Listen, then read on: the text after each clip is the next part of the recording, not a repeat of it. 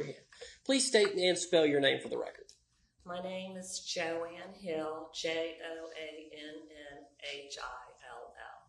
All right, Ms. Hill, I want to briefly talk. I don't think this is going to be very long. I just want to discuss a email relationship or text message relationship that you were in with Gary Farris back in 2018.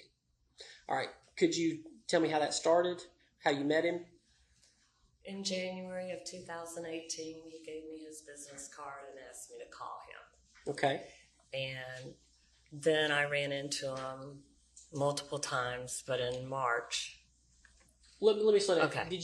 Where did y'all work? Were y'all in the same building? Yes, we worked in different law firms in the same building. Okay, where was that? At Wells Fargo building at Atlantic Station. Okay. All right, so go back to the phone calls.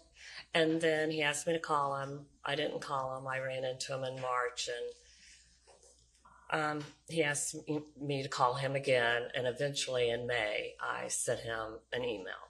Okay. Do you remember what that email said? Something to the effect that here's your elevator friend reaching out. Did he respond to you? Did he comment on did he call you pretty, things like that? Yes. Could you explain that to the jury? To the best of your memory. He would pass me and then text me later on and say that he saw me and I looked good. Okay. So, did you believe that Gary was attempting to start a relationship with you? Possibly. Possibly, or just get to know me. Okay. There was some discussion, was there not? I believe you told Detective Kuykendall that you would have pursued a relationship, but I think you kept using these words, extenuating circumstances. Mm-hmm. What did that mean? I thought maybe if they were separated, or maybe if he had a wife that was terminal in a hospital type thing. Okay. What did he tell you? Well, when that conversation took place about him being married, the doors opened. He did say he was married, and then the elevator doors opened. There was somebody standing there, and he didn't get to finish. Okay. Did he wear a wedding ring? No. Okay. So you had no idea he was married? Right. So my question is that did he hold himself out like he was married or not? It's hard to tell through the brief times we would run into each other on the elevator or in the lobby. Okay. And earlier, he asked you to send him some pictures of yourself. No. Okay. But he did call you pretty in messages and emails, yes? Yes. Okay. And you guys were continually talking from January of 2018 all the way to his death? By running into each other. Text messages didn't start until May. I was sort of avoiding that because he was married. I had found out 2 different times he was married, once in March, and then so I wasn't pursuing that, but we would casually run into each other from time to time. Would y'all take smoke breaks together? No. Okay. Did you know his paralegal, Angela Phillips? I knew who she was. Okay. Do you ever remember telling her that Gary was cute? No, I've never talked to her. Okay. Any of your friends that would have told Angela that? That he was cute? Mm-hmm. I don't think so. No. Hey, did you tell any of your other friends that you were trying to pursue a relationship with Gary? No. Okay. I mean, I was interested in if he was married or not. Okay. 1 second, Ron.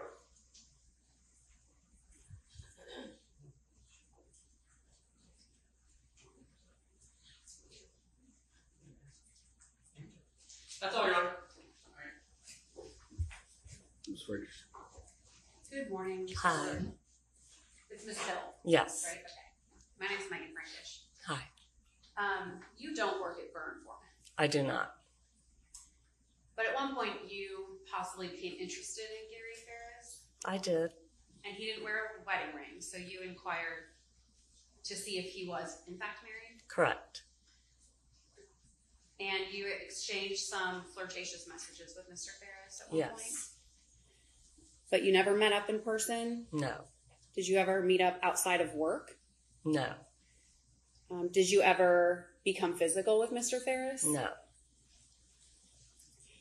In fact, you were informed after inquiry that he was in fact married, Yes. and you brought that to him as an issue for you. And his response was, that's the right thing to do. Yeah, you have to speak out loud. Yes. The defense has been characterizing your flirtation with Mr. Farris as an affair. Would you characterize it as that? Absolutely not. That's all I have for you. Thank you. All right, thank you, ma'am. You can be excused. Okay. And when you get comfortable, state your name for the record. John Lambert. And Mr. Lambert, what do you do? I work for a home automation low voltage contractor, do smart home technology. How long have you done that for? Probably 20 years. Where's it located out of? Current company is located in Atlanta. Okay. Where do you live? I live in Forsyth County and Cumming. Okay. Do you ever do security installs and things such as that in Cherokee County? Yes, sir. Are you aware of the property 2155 Purcell Lane? Yes, we didn't do the original install. We've only serviced it, but yes, I'm familiar with the property. When did you start servicing that property? I know it was a long time ago, so best. Yeah, maybe 2012-ish, best guess. Okay, so presumably around the time they bought the property, to the best of your knowledge. Yeah, it's been a few years. Did you service that property around 2017? Yeah, sometime around the end of 2016, 2017. Did you ever have any interaction with Gary Farris? Yes. How about Scott Farris? If that's his youngest son, I don't know the family very well. I know the last visit I was there, his one son was just back from the service, came back from the military. If that's Scott, You don't know a name? I don't know. I don't know any names. Okay, so we'll just clear that up a little bit. Yeah. You're aware there is a son who was in the service, and he was the youngest son. Correct. Okay. Did this person, this youngest son, did they live on the property? I think he was above the barn or something on the property. Okay. Did you ever have any interaction with him? That one visit, yeah. Okay. Well, we'll go ahead and just jump in real quick.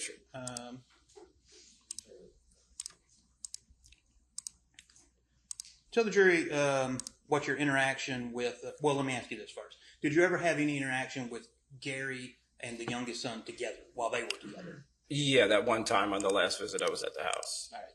And tell the jury what that visit was like. It was a little weird. They were I can't remember what they were bickering about, but they were kind of bickering about something. And I have kids. I bickered with my parents. It happens, but I would never do it in front of somebody working in my house or somebody that wasn't in the family. So I just thought that was weird. That's all. All right. Do you recall any statements that the other son made? Not word for word, not exactly, but it was something like he couldn't wait for them to go, both of them to go, so he can just have that property to himself. Something to that effect. Again, it was over 7 years ago. So, okay. Did this interaction between Gary and the youngest son did it cause you any concern? It felt weird. I just thought it was a little bit weird at the time. No, but and then after I heard the news, it made me think of it, and that's when I reached out to a friend to say, "Hey, just have the detective call me," so I could just say say my last interaction with him. So after you initially heard about there being a death on the property, you had made some type of contact to law enforcement? Yes. Okay. And were you ever interviewed by law enforcement?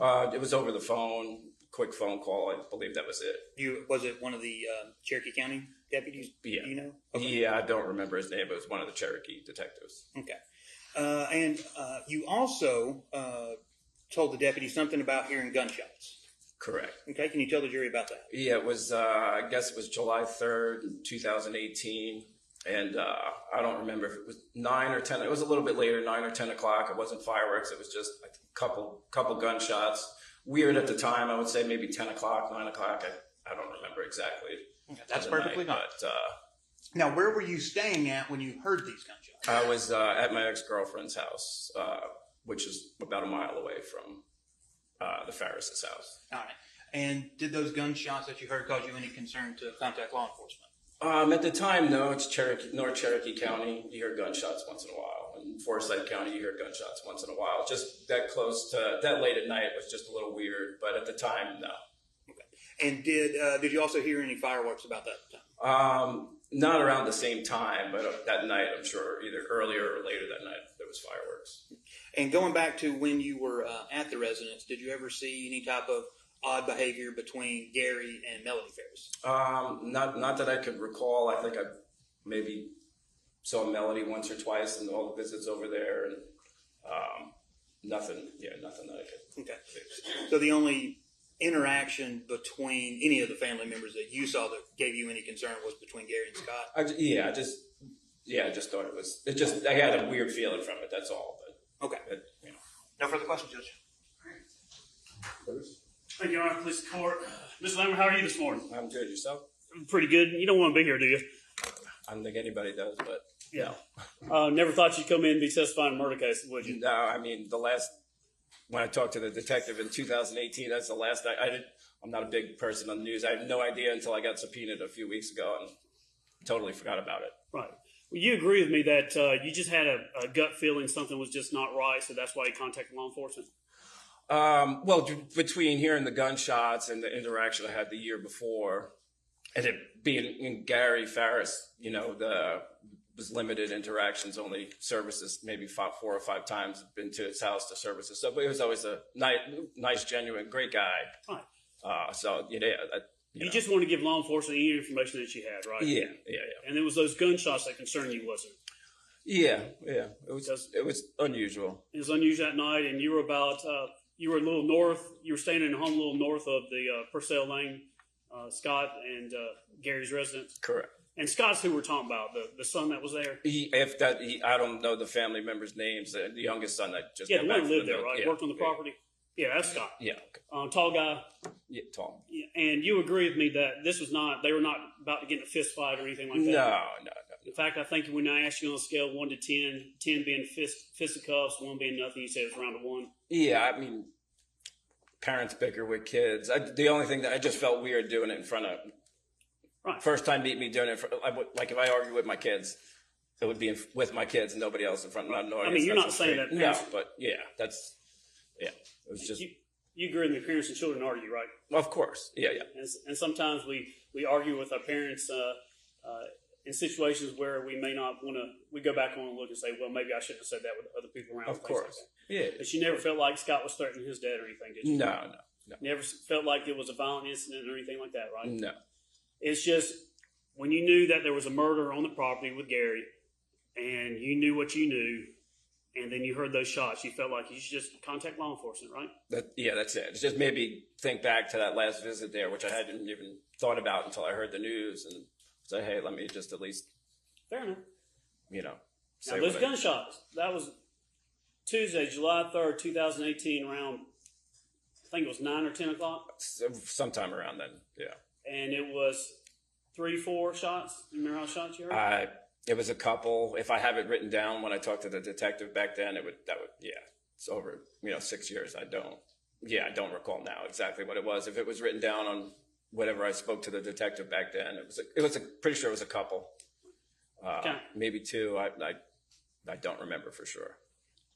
But it was such a time of night that it was odd that gunshots were being fired then, right? Yeah. I mean, it wasn't hunting time or shooting time or anything like that, right? Yeah, and I don't know what shooting time is or when hunting season is, but Cherokee County, Forsyth County, you hear gunshots once in a while. But not when it's night. Not when I'm laying in bed at night. It was a little late. You agree with me? It was those gunshots that gave you concern that you called law enforcement.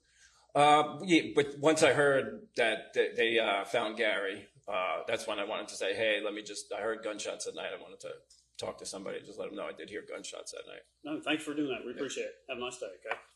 Thank you. 2 follow-up questions. All right. Mr. Lambert, to the best of your ability, can you recall to the jury what you remember Scott saying? I can't tell you what they were arguing about, whether it was taking care of the property. I really don't remember, but he said something to the effect that, when his parents go, can't wait to just take over the place. Something to that effect. Not a quote. I'm trying. Yeah, it was something to that effect, but I can't remember exactly from 6 years ago what was said. I completely understand. Last thing is, when you heard these supposed gunshots on July 3rd, were you, first, how far away is your residence approximately? About a mile. Okay. Were you inside or outside of the home? Inside, and it's an older home that was built in like the 20s, which doesn't have much insulation and with old windows. It was an older home, so it wasn't. Yeah, that's all you hear every noise in the house. Okay, from outside. No problem. But you were inside. Yes, sir. Okay. No further questions, sir. All right, you can be excused. Thank you, sir. David Thomas. All right. What do you do, Mr. Thomas? I currently work for a food distribution company here in the Atlanta area. Also own my own company. Okay. Do you know Miss Farris? I do. How do you know her? Through a close friend, Alan. That Alan? Yes. Okay. And when did you meet Miss Farris? I met her, I think it was in the end of October, November of 2018. And you're aware of Gary Farris's death? I am. All right. How much did you interact with Melody after you met her in, what did you say, October? At the end of October, the beginning of November. Okay. In 2018? Yes. All right. How was Melody at that point in time? As far as your first question, interaction, over a number of months after I first met her, we became really close as far as friends is concerned. And when I met her, she was at Alan's house, and I was renting a downstairs apartment at Alan's house. So I could tell upon the first time I ever met her that she was very depressed. And the interaction I had with her was that she was like, this lady needs a friend. She needs somebody to talk to. She needs some hope. I didn't know the real details of her husband's passing, other than the fact that he'd been, found in a burn pile, and that was about it. And at that point in time, did you and Melody become friends? Yes, we became friends. I slipped a note in her, inside of her open purse with my phone number, and I asked her to give me a call because at that time it was approaching Christmas time, and my friend Alan was fighting stage 4 pancreatic cancer, and I wanted to talk to Melody about that. And what I decided to do at that time, and it was my decision, is that I wanted to throw a Christmas party for Alan because I felt that Alan was extremely depressed. He'd already been through one surgery, was about to go to another surgery. He was on chemo, and basically Alan was at death's door. Was Melody, I gotta break you up a little bit.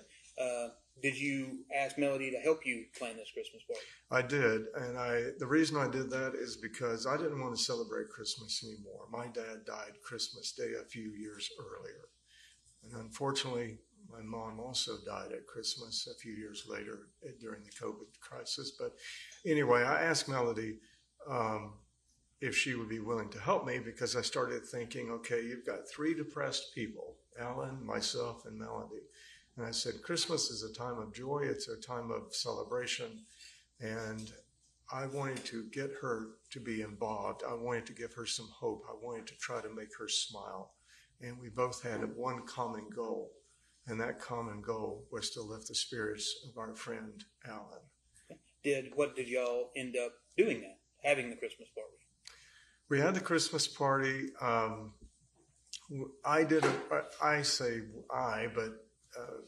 Melody helped me to orchestrate it, to decorate the house.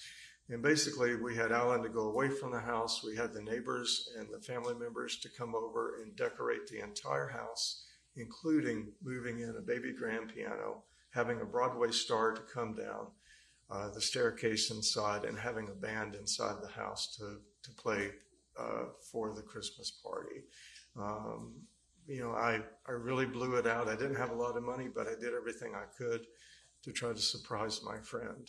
And I'm assuming that you funded this. Christmas party? I funded this, yes. Okay. And, it was Melody that stopped me from putting the nativity scene out front because she did have a mule and some goats. And I decided that may be taking it too far. But anyway, she was a great help to me. It did help her to come out of her shell a little bit, and it lifted her spirits, but it also surprised and lifted the spirits of our friend. And Did y'all remain friends after the Christmas party? yes, we did. Was there ever, because you had mentioned the baby piano, do you play the piano? I do. Was there ever an instance where you had to have Melody help you try to move a piano? Yes. I'm a classically trained musician, and she helped me and the neighbors to move it into Alan's house. And then after the Christmas party was over, I think it was sometime in January, maybe the beginning of February, I needed to move the piano out of his house because he was trying to get ready to sell his house at that time. And I had no place to put the piano. I was also engaged to be married at that time, and I didn't know exactly where I was going to be living. I did not want to put the piano in just any rental unit in town. Melody said, "Why don't you just put it in my garage until you can figure out what to do with it?" Did you in fact move the piano into her garage? I did move the piano into her garage. I borrowed a farm trailer that she had and moved it out to her farm. Alan could not help us unload it, and it was just me and Melody and Alan had just had surgery. So Melody and I were trying to get the piano off the trailer, and the trailer has, if I remember right, kind of a wire mesh on it like some of the rental trailers have. And it almost turned over, and she really had a hard time lifting it. I had a hard time lifting it, but we were able to finally get it off. And the piano weighs 400 or 500 pounds. So we were able to get it off and get it situated in her garage. Okay. And that was mainly with your help? My help. She helped to balance it, but it almost turned over because of how I had it on the rollers. And with a baby grand piano, you move it on its side with the legs off of it. There's a certain way to move these things, but it's a lot of weight. And you rolled it? And I rolled it, yes. Okay. Are you familiar with Melody's children? Say that again? Do you know Melody's children? I have met them, yes. Okay. Which ones have you met? I've met Amanda, Scott, and I've met the son-in-law, Chad. When you were moving the piano into Melody's garage, did Scott come over? Yes. Okay. What happened with that? We had moved the piano. I had backed the trailer up to the front of the garage, and we had moved the piano into the garage. And I was getting ready to leave, and I had disconnected the trailer from my car. And then out of the blue, Scott comes from the barn area where he was living, and he rushes up the road, and he comes toward me. And I had never met him. I did not know who he was. And he was screaming and yelling at me and Alan and Melody. And basically, Scott was screaming very loudly at me, like, "Why are you here? Who are you? What are you doing on this property?" Like he owned the place or something. And was Melody there with you? Yes, Melody was standing in a proximity of where I was. And he was screaming, "Don't you know there's been a murder here? Why are you here?" And then he and his mother got into it. And I said, "Son, I'm sorry about your dad." I said, "I've lost my dad, and I understand what it's like to lose a father, but I have nothing to do with this. Why are you yelling at me?" "Well, you don't understand. No one's supposed to be here. This is a murder scene." And I said, "Son, I'm sorry." And just to clarify for the jury, what year was this? This would have been probably 2019. This would have been after the Christmas party. So sometime between January and February of 2019? Yes. Did Scott eventually just go back to the barn, or did he leave? No, he kept hanging around there, and he was very. I don't like to talk about anybody that I don't know, but he was very out of control. I mean, to a point of where it was like, if I came up to you on the street and started yelling at you for no reason, that's the type of craziness that was going on. Did you, was that your first time at Melody's house at 2155 Purcell? I think that was my second time, because I had been out there once before, I think with Alan, and it was for a Christmas, not really a Christmas dinner, but kind of a Christmas come have some pie and cake type thing. Just the three of us, Alan, myself, and Melody, and I think there was another lady there. I don't know what her name was. Did you ever have to help take care of the farm, feed the animals, or anything like that for Melody? I did, but I want to say one other thing about the Scott situation, if I may. Okay. So when I got ready to leave, Alan was in his vehicle, I was in my vehicle. We got ready to leave the property. Scott followed me for 3.5 to 4 miles at a very high speed, and I couldn't understand why. And it made me upset and nervous, and I thought, why is this dude following me? I haven't done anything. And I called 911, and the only response I got from 911 was, what county are you in? Where are you? And I couldn't give them any information because I wasn't using GPS on my phone at that time. And the only way I got away from him was to make a right-hand turn at the very last moment. But it was very intense, and even to this day, I don't know why he was following me off the property. Thank you for that.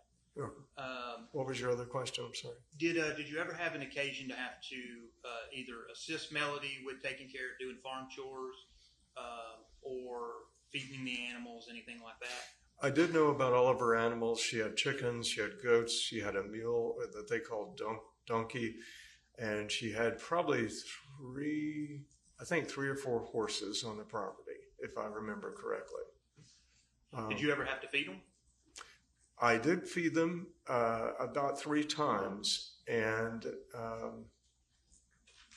after Melody was arrested, I went back out to the farm with her son-in-law, Chad, to change the locks on the house because there was an issue there where some things were coming up missing. And I went out, I told Chad, I said, something's wrong. Something's not right. And Chad was a little bit hesitant for me to go out toward the barn area. And I said, Chad, I'm going out to look at the animals. And the donkey did not look healthy. The horses did not look healthy. And I went out there, and the water troughs were all completely dry. They had not had any water for, I don't know how long, probably a few days. I put water in the water troughs, and the horses literally came running up toward me. The donkey came running toward me. There was no food. I ended up privately going and buying hay and food for the animals. When was this? This was right after she was arrested, and she wasn't at the property because it was just Chad and I, whatever the time period where. So sometime the summer of 2019, does that sound about right? Probably. But I went out there, I probably fed the animals 3 different times. I know I went to the fence, I think, and threw a bale of hay over, and I called animal control at least 3 times to get somebody out there. And I think there is something written up where I did call animal control. Did you ever see, while you were out there tending to the animals, did you ever see Scott Farris out there? No, it did not. Okay. That's all I got, Judge. Bruce? Thank you, Judge. Good morning, sir. How are you? Good. I'm Jeffrey Fogus. I think we talked on the phone several weeks before trial started. Is that right? I think so, yes. And you're in, not show business, that's wrong, media, is that right? I spent 24 years in broadcasting. Okay, what'd you do? 13 of those years I worked for NBC Nightly News, or a local affiliate in Birmingham, Alabama. And then I worked for a software broadcast company for a year. And then I spent 10 years at the Weather Channel as their main commercial coordinator. All right. And I think you told me you won some awards and things? I have 2 Emmy Awards for my writing. As far as that is concerned with the television station I worked for. And I don't know what else you want to know. You enjoy the media and things like that? I did at the time, up until the time that it was time for me to do something different with my life. And fair to say that you have had lots of conversation with the defendant, Ms. Farris? During the time that she and I were friends, from the time I met her to the time she was incarcerated. So you've had lots of conversations with her? Yes. Okay. By phone calls? In person and by phone calls. Text messages? Probably. How many times do you think you text her between when you came back into her life until today? If I was to look in your phone or your history, how many text messages are between you two?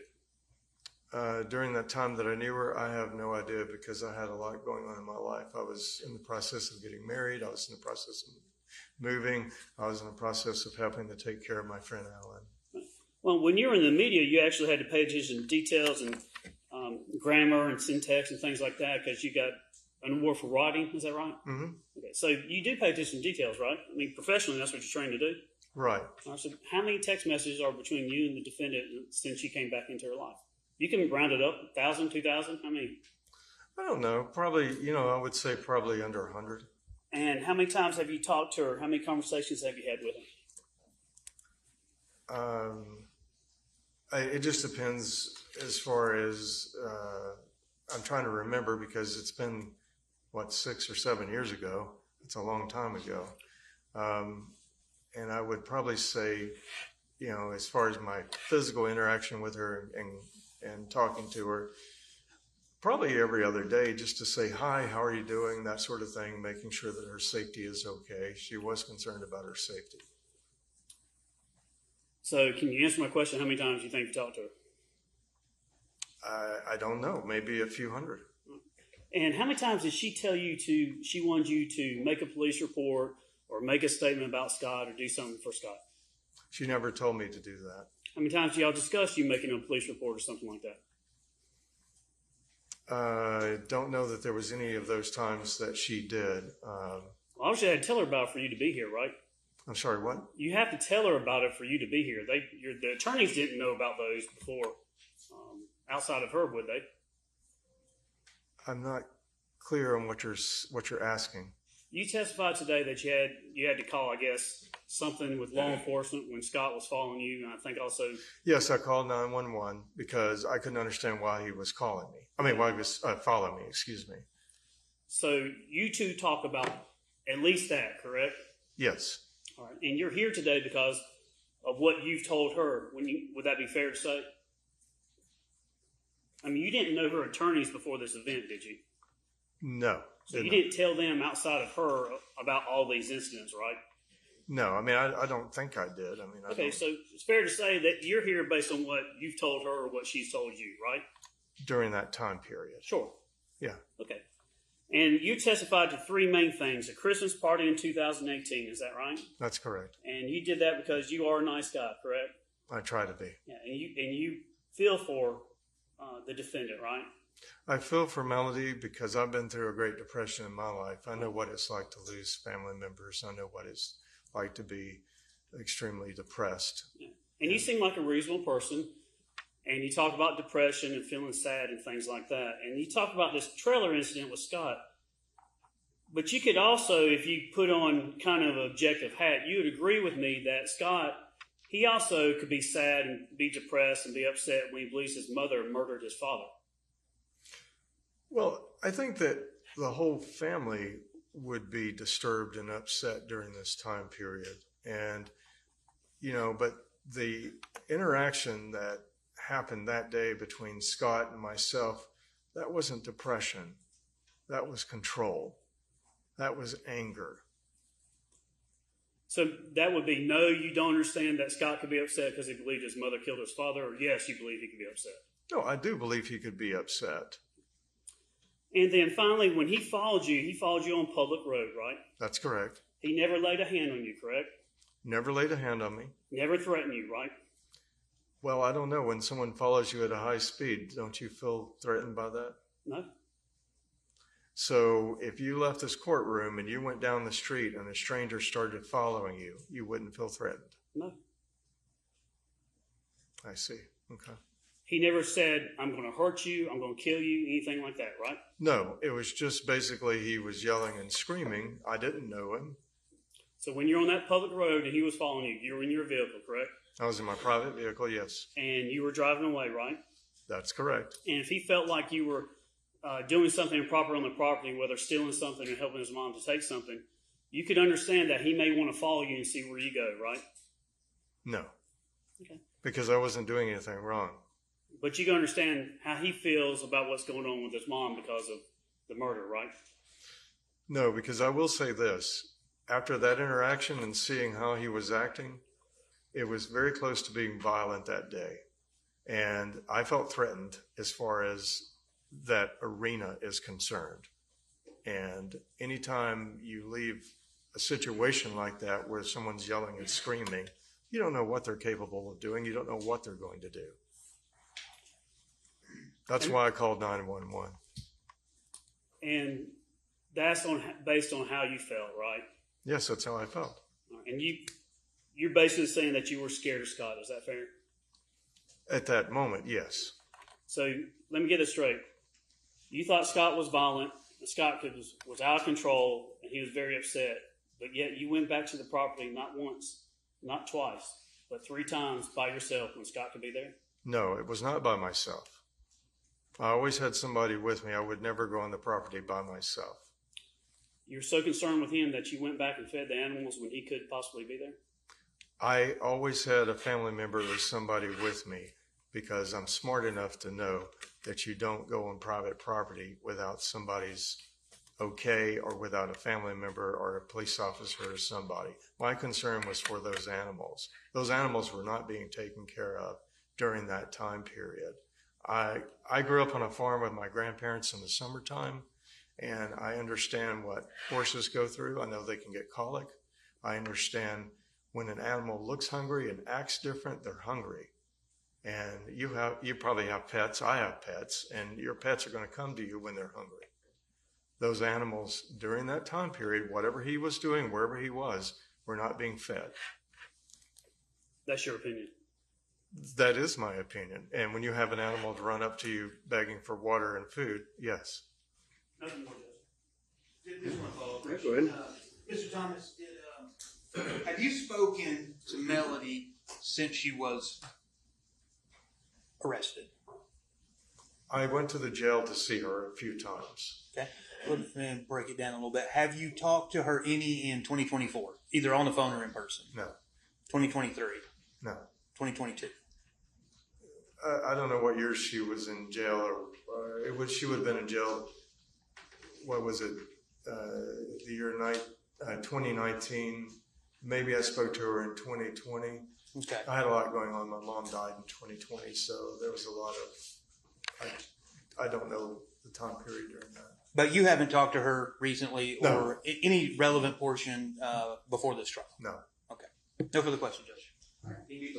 Have you talked to Alan sitting right there recently? He is a good friend of mine. That's not my question. Have you? Yes, I've always talked to Alan. Nothing more, Judge. All right.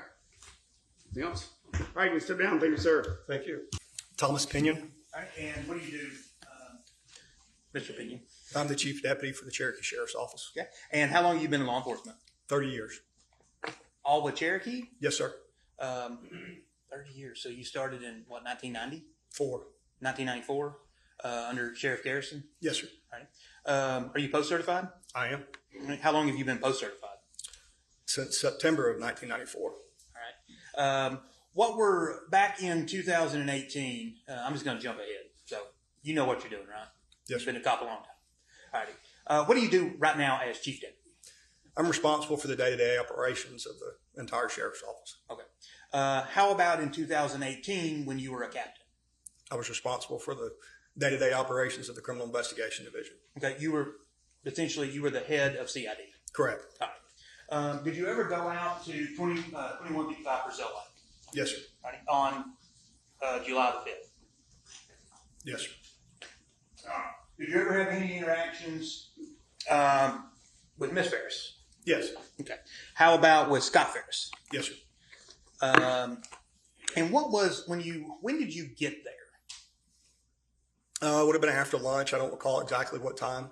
Okay. Were you one of the first officers to arrive? No, sir. Do you know who was there before you? Who was there when you got there? Is the easier way to say it. I don't specifically recall who was there. There were That's fine. several law enforcement officers there, though. Had your the crime scene technicians, have they gotten there yet? One of them arrived with me. Oh, arrived with you? Yes, sir. Okay. Did you drive all the way down the driveway at Purcell Lane and go up to the house? I did go to the house. We parked a good distance away and walked. Okay. Is that when you were walking in? Is that when you encountered Scott Farris? Yes, sir, near the house. Okay. Was that when there's been some testimony before you, I know you haven't been watching the trial, that was he sitting on the back of his truck when you got there, or do you recall? I don't recall. All right. Do you recall talking to him? I do. And during your conversation with him, you were just trying to get some just background basic information? He approached me and started speaking. Okay. You didn't ask him anything? No, sir. Okay. Did that conversation did he just continue to keep talking? Yes. Okay. How long had you been there before you encountered him? It was immediate. Immediate? Yes, sir. Did he come up to you like at your car, or you actually got to walk up to the house? Walk up to the house. All right. Let me show you. This was previously admitted. I'll have to click through and find the right one, but these are aerial. So in this one, this is aerial 4. Can you see it? Yes, sir. Okay. You can see this. This is the road that goes off to the barn, and then it goes straight. Did you park around this area? I was out near the main roadway. Just up from there? No, sir. Looks like down in the bottom part of the screen, just where the main roadway is. Yeah. We would have parked out there somewhere. Okay, so you parked on the road and walked down the driveway? Yes, sir. Okay. Do you recall where Scott came up to you at? It was up near the house, maybe to the left of the house. Okay, so you did make it all the way down the driveway? Correct. So how long did it take you to walk down the driveway? Just a couple minutes? Yeah, less than that probably. And then immediately here's Scott Farris? Yes, sir. Okay. And at some point, I know you had written in your report that since he just started talking, you were trying to get some basic information, and then you didn't prompt him to keep talking, did you? Not really, no, sir. Okay. And I think you actually wrote in your report that Scott completely changed the direction of the conversation. Correct. All right. Was he blaming or seemed like you throwing anybody under the bus immediately? He was recounting a domestic dispute that he had witnessed recently. Okay. And that would have been between Melody and Gary? Correct. Okay. He was also, did he allude to you anything about any affairs? Yes. Okay. And those were Melody's affairs, correct? Correct. How about, a gun? Didn't he also talk about there's a gun missing? He did. Okay. Did he describe the gun to you? He did. Did he even tell you where it was? Or what he thought it should be? Correct. Yes, sir. Okay. And he even told you about why he was downstairs looking for it, didn't he? Yes, sir. Okay. And then I'm assuming at this point you were able to, for lack of a better term, kind of get away from him to go check on your other agents or other deputies? Yeah, after we finished speaking, I did. Okay. And was that, do you recall, because I mean, I know you were there as everybody's supervisor, really. Were you able to record this? No, sir, I was not. Yeah, because you didn't have your recorder on you, did you? That's correct. Okay. But you did write it down in a report? Yes, sir. Okay. And then after this interaction, you went off and did whatever captains do at crime scenes? Yes, sir. Okay. All right. Just one second, Judge. Just a couple of quick things. With you being the head of CID, would you be the person in charge, for example, if y'all wanted to call in the GBI to investigate this case or any case? Yes, sir. That's part of my responsibilities. Okay. Why did you not contact the GBI to investigate this? We've got very competent detectives, crime scene technicians. And, you know, we typically do not do that in a homicide case or any death case. And you investigated in-house? Yes, sir. Okay. Have you gone back and looked over like all the reports and the things that were done and not done in this case?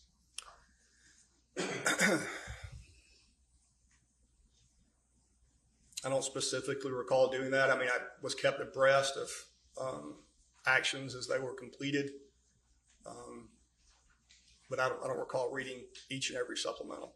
And when did you receive your promotion from head of CID to chief deputy? I've been chief deputy almost 3 years now, so it would have been about 5 years ago. So, okay, started away from criminal investigations. Okay, so shortly after this investigation began, you went off to do other things with the sheriff's office. Correct. Okay, so you were kind of out of it at that point? Yes, sir.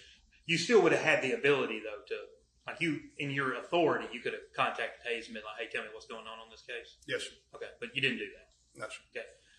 Are you aware of all of the things in this case that weren't gathered and weren't tested? No, sir. Okay. Were you aware of the fact that the barn, there was no Blue Star testing done in the barn? No, sir. Okay. Are you the one who contacted Elena Coffey with the GBI to come out?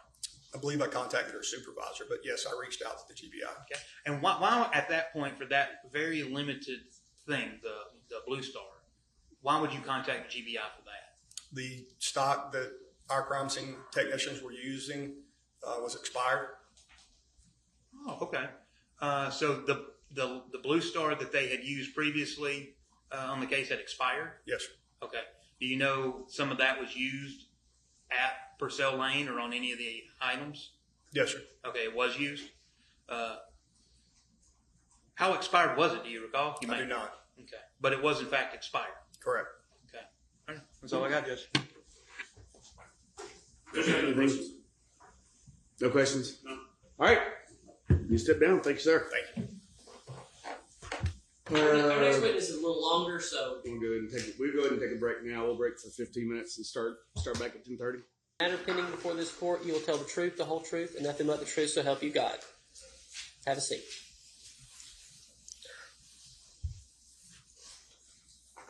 Please state and spell your name for the record.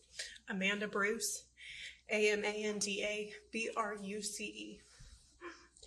And what was your maiden name? Farris, Farris.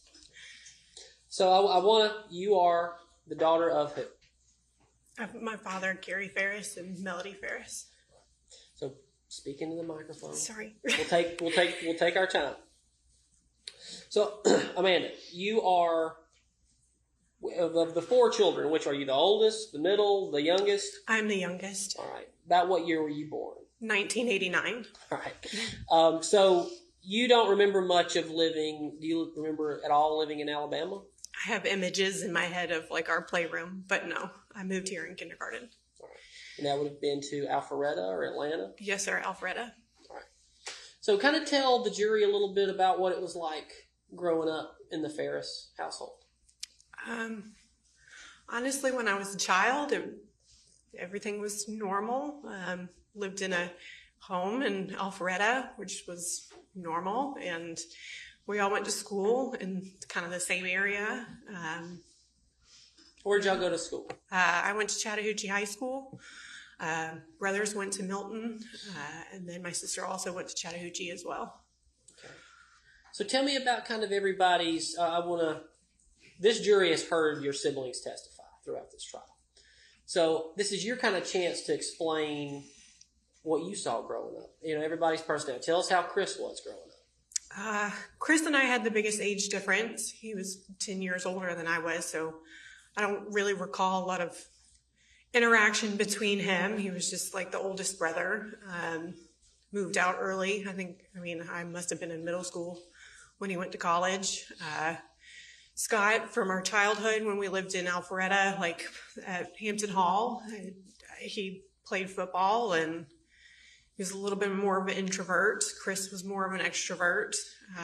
Scott Emily, we were very close. We were 18 months apart, and so she was only a grade or two above me, and she was more introverted, and I was a little bit more extroverted, but we were quite similar in ways. Okay.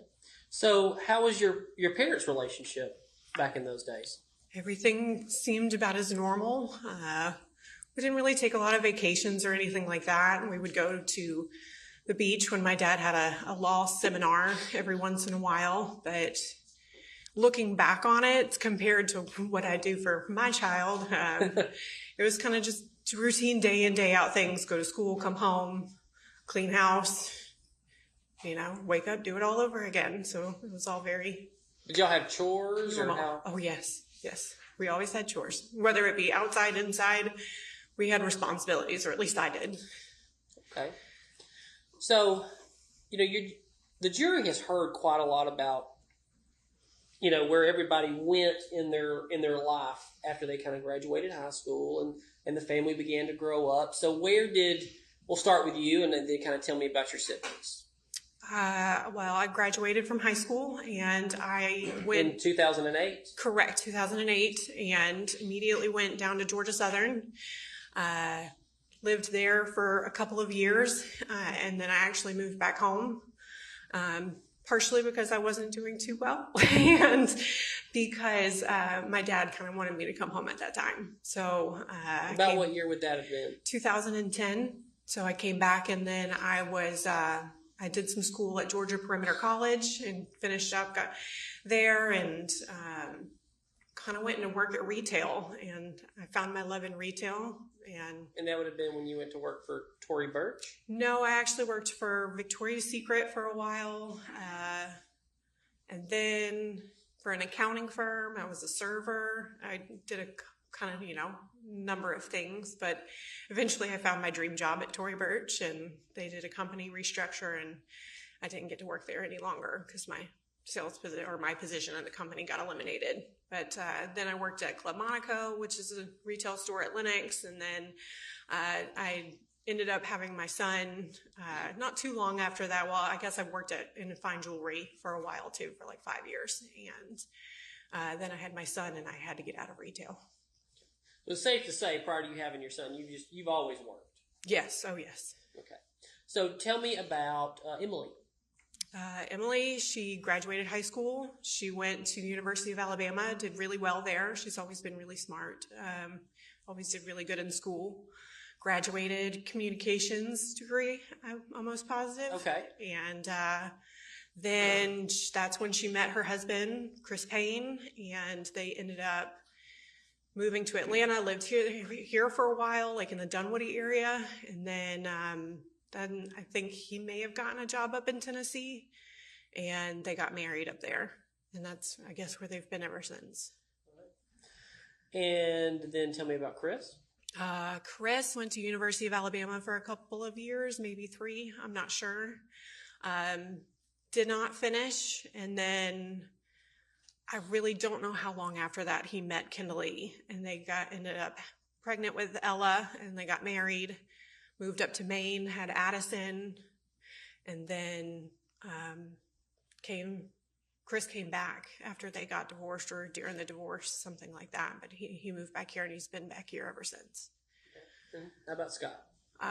Scott graduated high school. Worked odd jobs, I guess you would say, kind of like I did. And he worked at Jiffy Lube, he worked at car dealerships, he just kind of worked all over the place, honestly. And then he decided that he wanted to go into the Army, so he did that. I know I spoke to him over the telephone, or not over the phone, but over chat, my freshman year of college. And he was not in there for very long. And next thing I knew, I did go out and visit him at the base in Texas for a little while. And when he had his girlfriend, Gina, who I later found out, I guess they were married. And then he came back here, from what I can recall. Okay. So this phrase has been used, and it may be you that I heard it from originally, I can't remember. but would it be fair to call your family the Farris wheel? Unfortunately. Okay. Well, let's kind of get into that if we could, and kind of talk about, from your perspective, the personalities in the family and kind of the interplay of the siblings and the parents, and through the years how that kind of developed into 2018. I wouldn't say that term really came along until we were adults. We were not in college or anything. I mean, I guess you could say we were in college, but there was always something going on. Well, kind of give the jury a background of that, if you don't mind. I mean, Chris, him and Kimberly got pregnant. They got married. They had their issues with their divorce, unfortunately. Scott going to the Army, getting out. He kind of just lived at home. He really didn't do much. Really kind of worked odd jobs all the time. I know he was working at the Nissan dealership when I got my car, and that would have my first and second car came from that same dealership, but I guess it was the first time. So that was a senior in high school. He was working there. Sorry, I lost my train of thought. Okay, well, let me do this. Let's kind of work through personalities in this Ferris wheel. So let's start with Chris. What would you say Chris's personality is, and then give me some examples? He was very extroverted. He was always the center of attention at, like, I could say at parties and things like that. But him and I, we were friendly. I mean, we were all friendly. We all got along. We all went to Christmas together, and we all were friends, I guess you would say, but we didn't know the inner workings of each other's lives. I don't know if I'm just kind of one of those people that likes to stay out of it. But I mean, there was just something always kind of going on. Everybody had their problems, but like my sister, she had her things, and her husband was in and out of trouble. But Emily never did anything wrong. I think she is a great wife and a great woman. Scott, he just lived at home.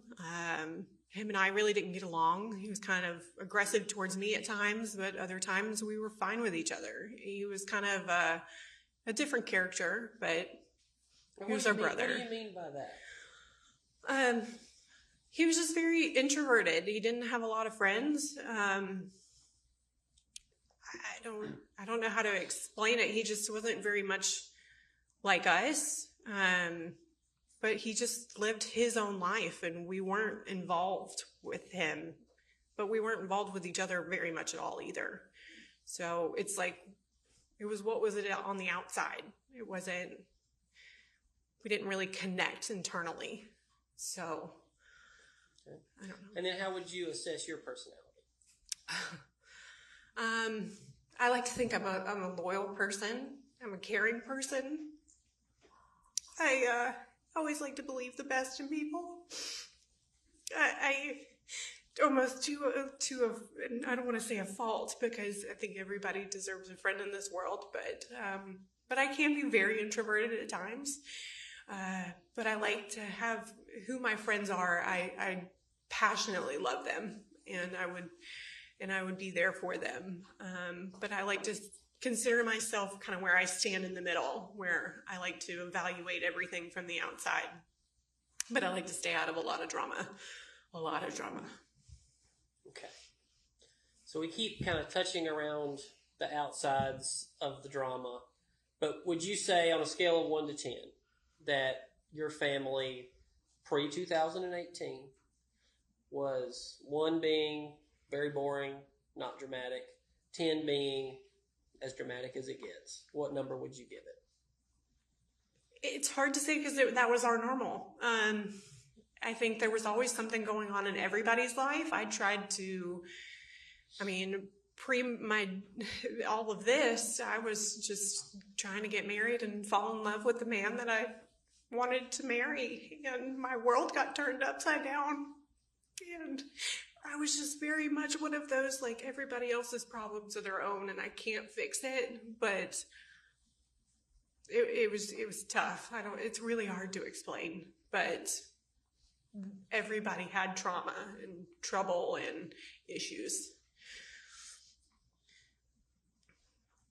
You use the past tense when you're talking about your siblings. Why is that? We don't talk anymore. They don't talk to you. Communication is a two-way street. So when's the last time you talked to your siblings? Had to be probably end of 2019. Okay. Now, why do you believe that is? I mean, this had something to do with it, but we had our own falling outs individually that I kind of refreshed my memory when I knew this was all happening and reading through text messages and things like that. But Chris and I had a falling out a year prior. My husband and I always go to Lake Lanier Islands for the 4th of July. My husband grew up in that area and worked there for a very long time. At Lake Lanier Islands? At Lake Lanier Islands. So that was our tradition. We did it every year, ever since I knew him. This would be the big beach at Lake Lanier? Yeah, like what's now Margaritaville. Okay. And we're going to talk about the 4th in 2018 in a minute. This was This is what you guys did every year. Yeah, but I'm talking about 2017. Okay. So we invited Chris and Jenna and the girls to come up with us to celebrate the 4th of July. And it ended up where we had spent the entire day out there and they were drinking heavily. And we went to the Mexican restaurant on Friendship Road. And I pulled the girls in the bathroom and I was like, listen, I can't let you drive with them. I was like, it's not safe. So they agreed. And we got in the car and we took them back as they were staying at Lake Lanier Islands Resort that night and took them back. And shortly after that, I called my parents. Not that night, could have been a couple of days. I don't remember. But I told them, I said, Chris has a problem.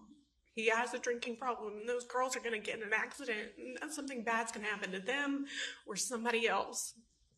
Well, it wasn't too long after that my brother decided to call my parents and specifically my father and say that he was having an affair with my mother and accused. And that was pretty much from then on out. I'd never felt the same about Chris. And so that was right around the 4th of July, 2017. Correct. Was this also the time were you aware of him threatening to kill your mother? That happened after. Okay. I kind of pieced it all together because I hear bits from people, but, nobody tells me directly. Honestly, when that happened, I didn't ask questions. I didn't want to be involved. I thought that was something that my parents should handle. They were the parents. They needed to handle it. And that's why I went to them about his problem. And because it wasn't my place to tell him he had a problem. And it was theirs as his parents. And I don't know if that was a result of that. Did you know that it had almost a similar situation about Chris trying to leave with the girls, intoxicated? Did you know about that? I slightly recall something of the sorts. I just remember telling my parents that the girls should not be driving with them if they were going to be drinking like that. And it was if it came to the point of me saying something to my parents, there was a reason. I did not feel like they were safe. And so let's be clear. At that point, Chris, instead of stopping drinking or taking accountability for his actions, he decided to say that your fiance was having an affair with your mother. That's what I can assume. Okay. Because there's no other reason for him. My husband was good friends with Scott and Chris before this. They went to an SEC football championship game together. Chad and my dad had a fantastic relationship before all of this happened. We went out there almost every weekend to have dinner with them. And we were there on his birthday on June 27th before he died. And we were the only ones there.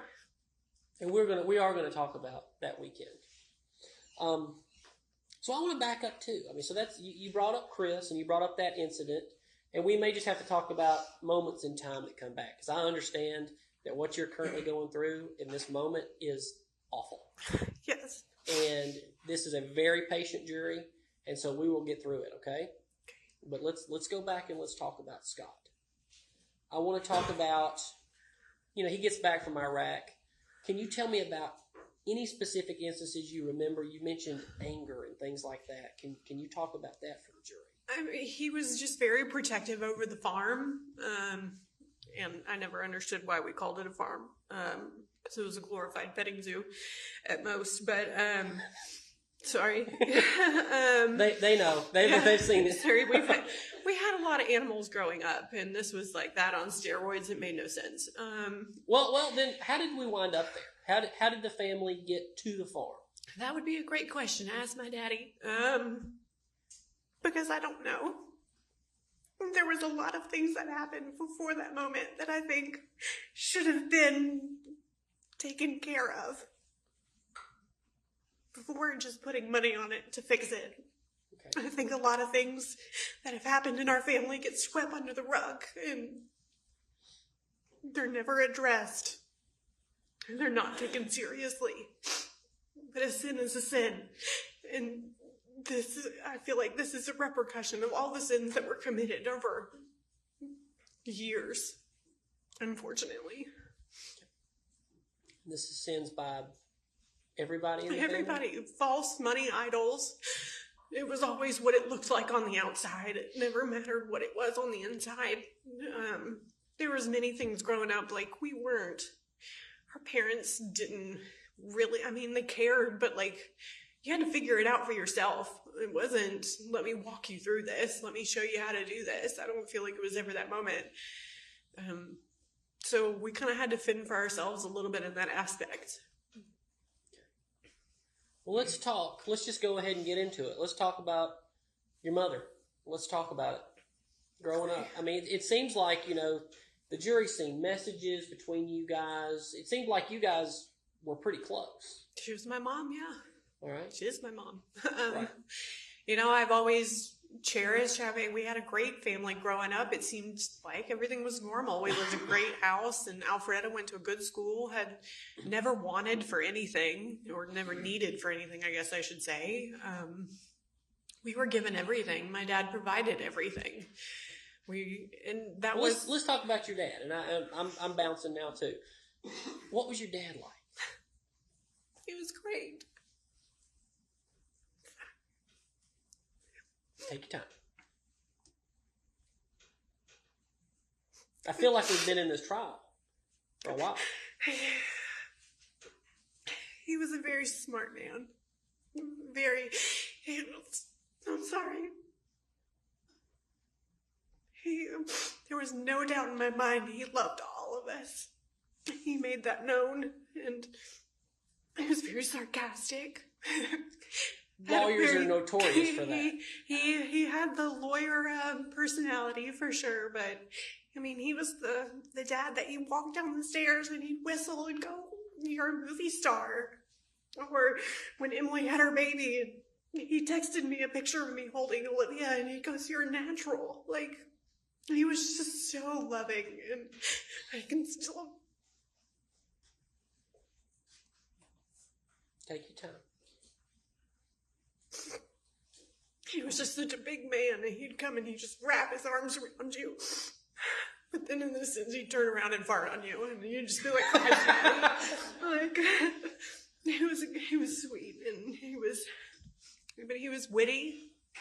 He could say things that cut you to the bone. He definitely demanded respect in that aspect, I guess you would say.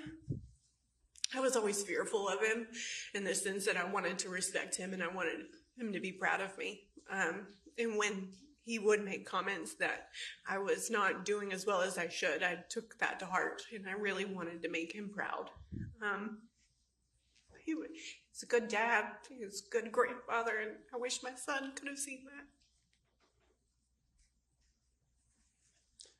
Could you tell the jury what his relationship was like with Chris, for example?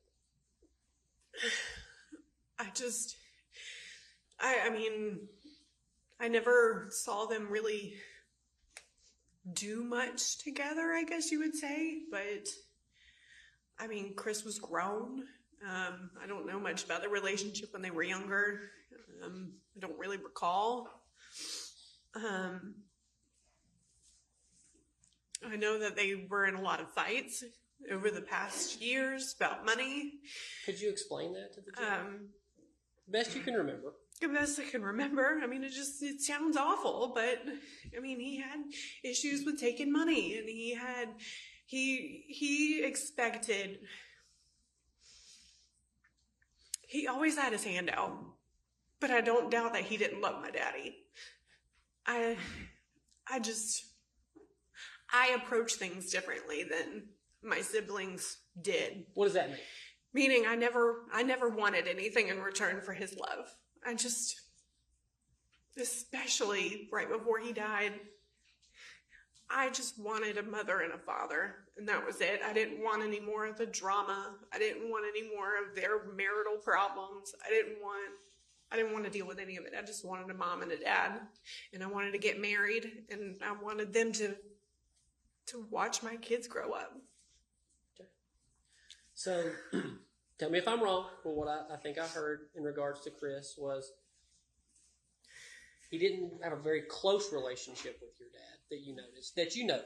That I noticed. It was all about the same. I mean, we did have conversations at Christmas, but I don't know if he ever went out and like had dinner with him. I don't know. I don't know. I didn't see it. They may have, but like my dad and I would meet up, and because I lived in Roswell, Buckhead area, and he would call me and he'd be like, "Hey, I'm leaving the office. You want to go meet at Cheesecake Factory?" And I'd say, "Yeah, let's go." And it would be just him and I. And so I don't know if they had that or not. I really don't. Know. But you did know. And how did you know that he was stealing money from your dad? Well, my mother made it very apparent. There was never any dirty laundry that both of them weren't willing to air out to all of their children. So there was your no dad would boundary. do that too. Yeah. So he would say, "Chris is stealing from me." Correct. Okay. And was that in the months and weeks leading up to his death? Years. For years? It's been a problem for as long as as the girls have been around, as far as I'm concerned. How would your brother do it? You say steal from him. How would that happen? It was all things that I was told, whether it be my mom, mostly my mom, because I don't think my dad really liked to talk about those problems. He liked to complain to me about my mother. But I mean, it was well known that he would take checks and he would cash them. He would take credit card numbers and he would use the numbers off of them. Just always needing stuff for the girls. Just always had his hand out. I don't know how else to say it. But Emily didn't do stuff like that, right? She needed help from him. I think it was mostly for her husband. I know that she moved into her house in Thompson Station, and she would have not gotten that without him. He co-signed on an apartment in Atlanta because they couldn't get that on their own. But my dad co-signed for many things. Like he co-signed on my second car. He didn't pay anything for it, but he co-signed on it. So he was just helping out the kids in that regard. You had to ask for it, but he was not just going to willingly give it out. But you definitely had to ask for it. Okay.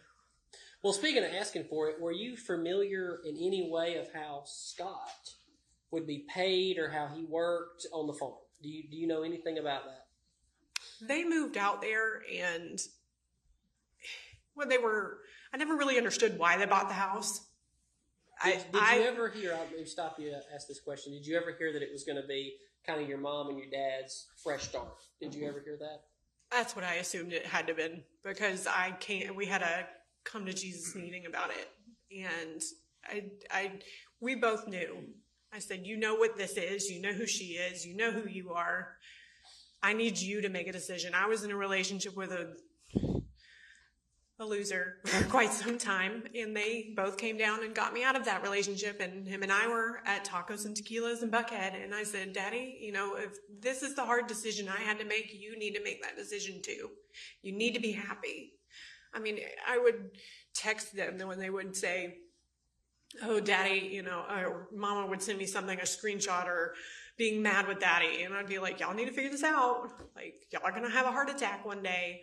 Or like Daddy would complain about something and I'd be like, "Y'all need to figure it out. This is not my problem." It's just, I thought of that Purcell house as they both knew what they were getting into. And at that point, my hands were off of it. And I said, "That's y'all's problem." Okay. So tell me if I'm wrong, because just going off the way you just said this. But it sounds like your parents, this is just how they were. Yes. And when I say the way they were, the kind of the way that they would just kind of bicker and complain about each other, that was just a two-way street, and that's what they did. That's how they communicated. Yes. And that's what they both accepted and wanted to do. That's what they wanted to do. Yes. That was my their dad norm. told me, he said, I love her and I'm not leaving her. So that was his choice, not mine. He knew my opinion. Okay. But though strange maybe to the outside world, to them, that was their choice. That was life. They were both adults. They knew exactly what they were doing. So back to Scott, and how did it come to pass that he wound up on the farm that you knew of? Because he couldn't make it on his own. It was kind of a running joke that he just was always going to, he'd complain that, oh, mama told me to do this, or daddy told me to do that. And I'm like, well, move out. Like, it's as simple as that. Like, don't live with your parents. They always said, oh, I'm going to work on the farm, or I'd work on the farm and things like, yeah, he did. I mean, I guess, but so did my dad. So did my mom. It was a kid that was living at home. And that was about it. Do you think he was taking advantage of them? I think anybody who asks their parents for money over the age of 20, 25 are taking advantage of people. Okay. I think it's a moment in a person's life where you have to say, I'm an adult, I need to grow up. Okay. Do you, did you know about kind of his daily life, about him just playing golf and not really actually working on the farm very much? It was off of what I was told. Okay. Nothing you saw? No. I mean, he was out there, when I went out to visit my parents, you couldn't go on the property without him he'd come up right in immediately. But like, he would see what was going on and then he would leave and he would go back. Like Christmas, or even dinners on weekends when we would go, he would come in, make his plate, and he'd go back to his little apartment. And that was like the most we saw of him. And like he would take the plate and go back to the barn apartment? Yeah. He never wouldn't sit with the family? No. Occasionally he would sit at the bar stool, like in the kitchen, but. And this is Scott, not your dad? Correct. Okay. If you had to say which kids were closest to which parent?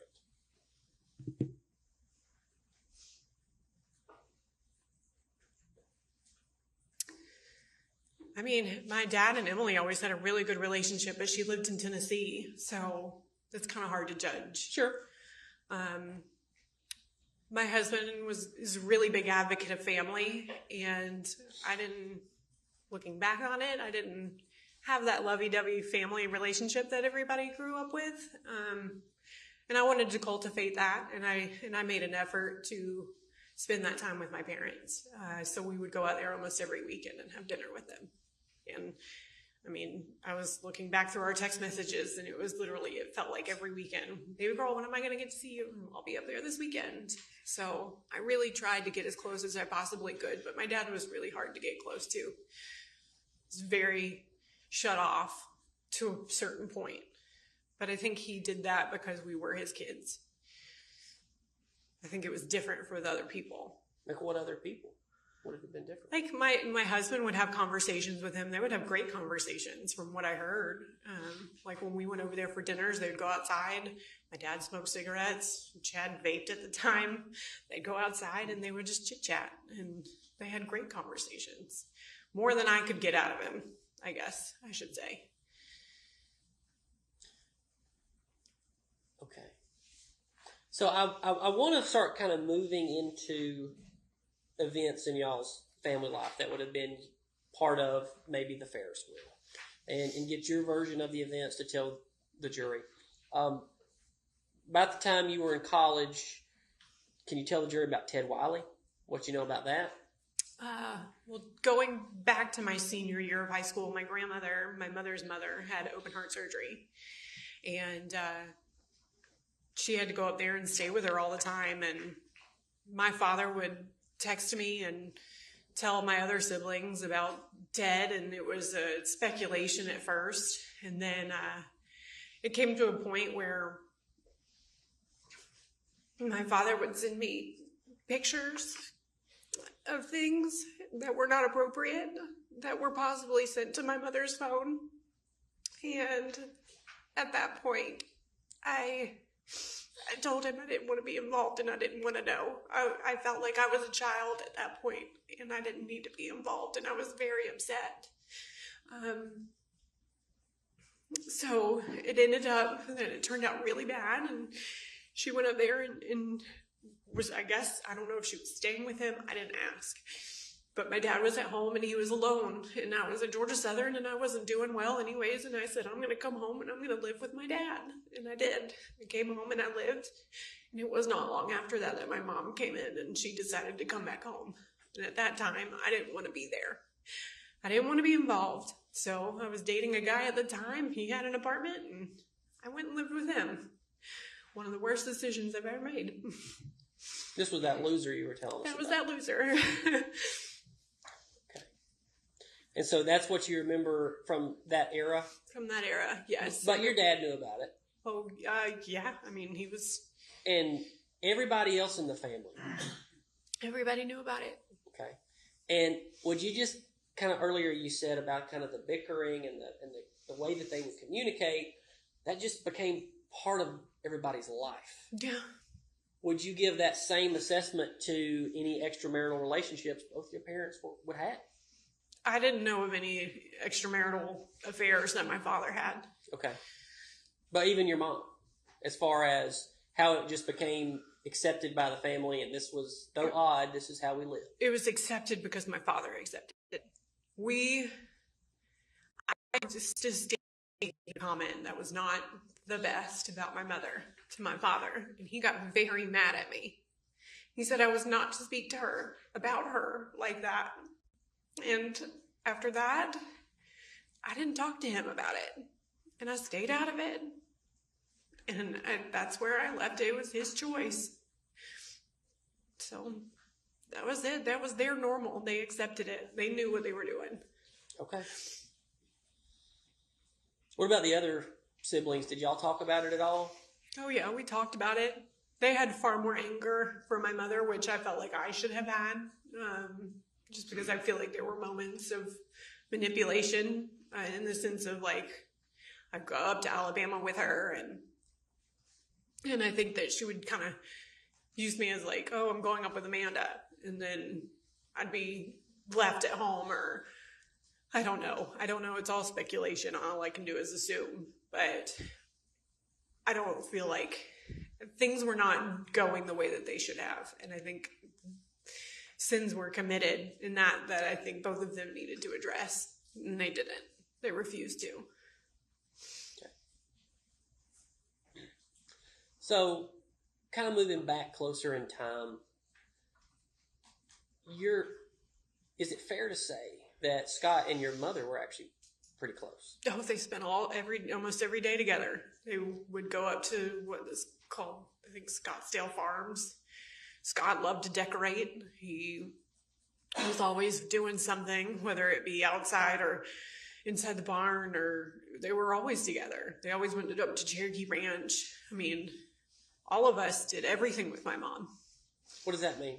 We all had a relationship with her. And Chris took his girls to be with her all the time. I don't know if they necessarily I guess they did stuff together. I didn't see where they did. Did you know that the girls basically, when Chris would get them from Maine, they would spend the vast majority of their time Immediately they came over to my mother's. And they would call her Grandma. Did you know that? Yes. Okay. They spent all their time with my mother. She was great-grandmother. Okay. His great-grandmother. And she keeps your son, correct? She did. Okay. So they were close. Did they ever fight? Any altercations? I'm sure. Well, what you would have known. I think they would fight when my mother would call them out on their stuff, and they didn't like it. And I'm sure that they felt the same way about her. But I mean, there was always an underlying anger that never went away. I think we all knew what was there, in the betray and the mistrust there that never went away. But we did as Daddy did, and we just swept it under the rug, and we just kept moving. We just kept our family. So let's Let's move to 2018. Do you remember any of your dad's like medical spells? They would call them episodes. Yeah, I mean, he said he would get sick and he would have to lie down, whether it be for 24 or 48 hours. I don't know. He would tell me he didn't feel well, and I'd beg him to go to the hospital. I mean, like, you've got to figure this out. I mean, he was not the healthiest man. But he refused. I remember trying to get him off of cigarettes. I tried to get him to, I was like, at least vape. I know it's still terrible, but it's not cigarettes. And refused and stuck in his ways and drank Mountain Dews. But he refused to do anything about it, ever. And then the one that sticks out to me the most in 2018, it had to be a few months before he died, because we were supposed to go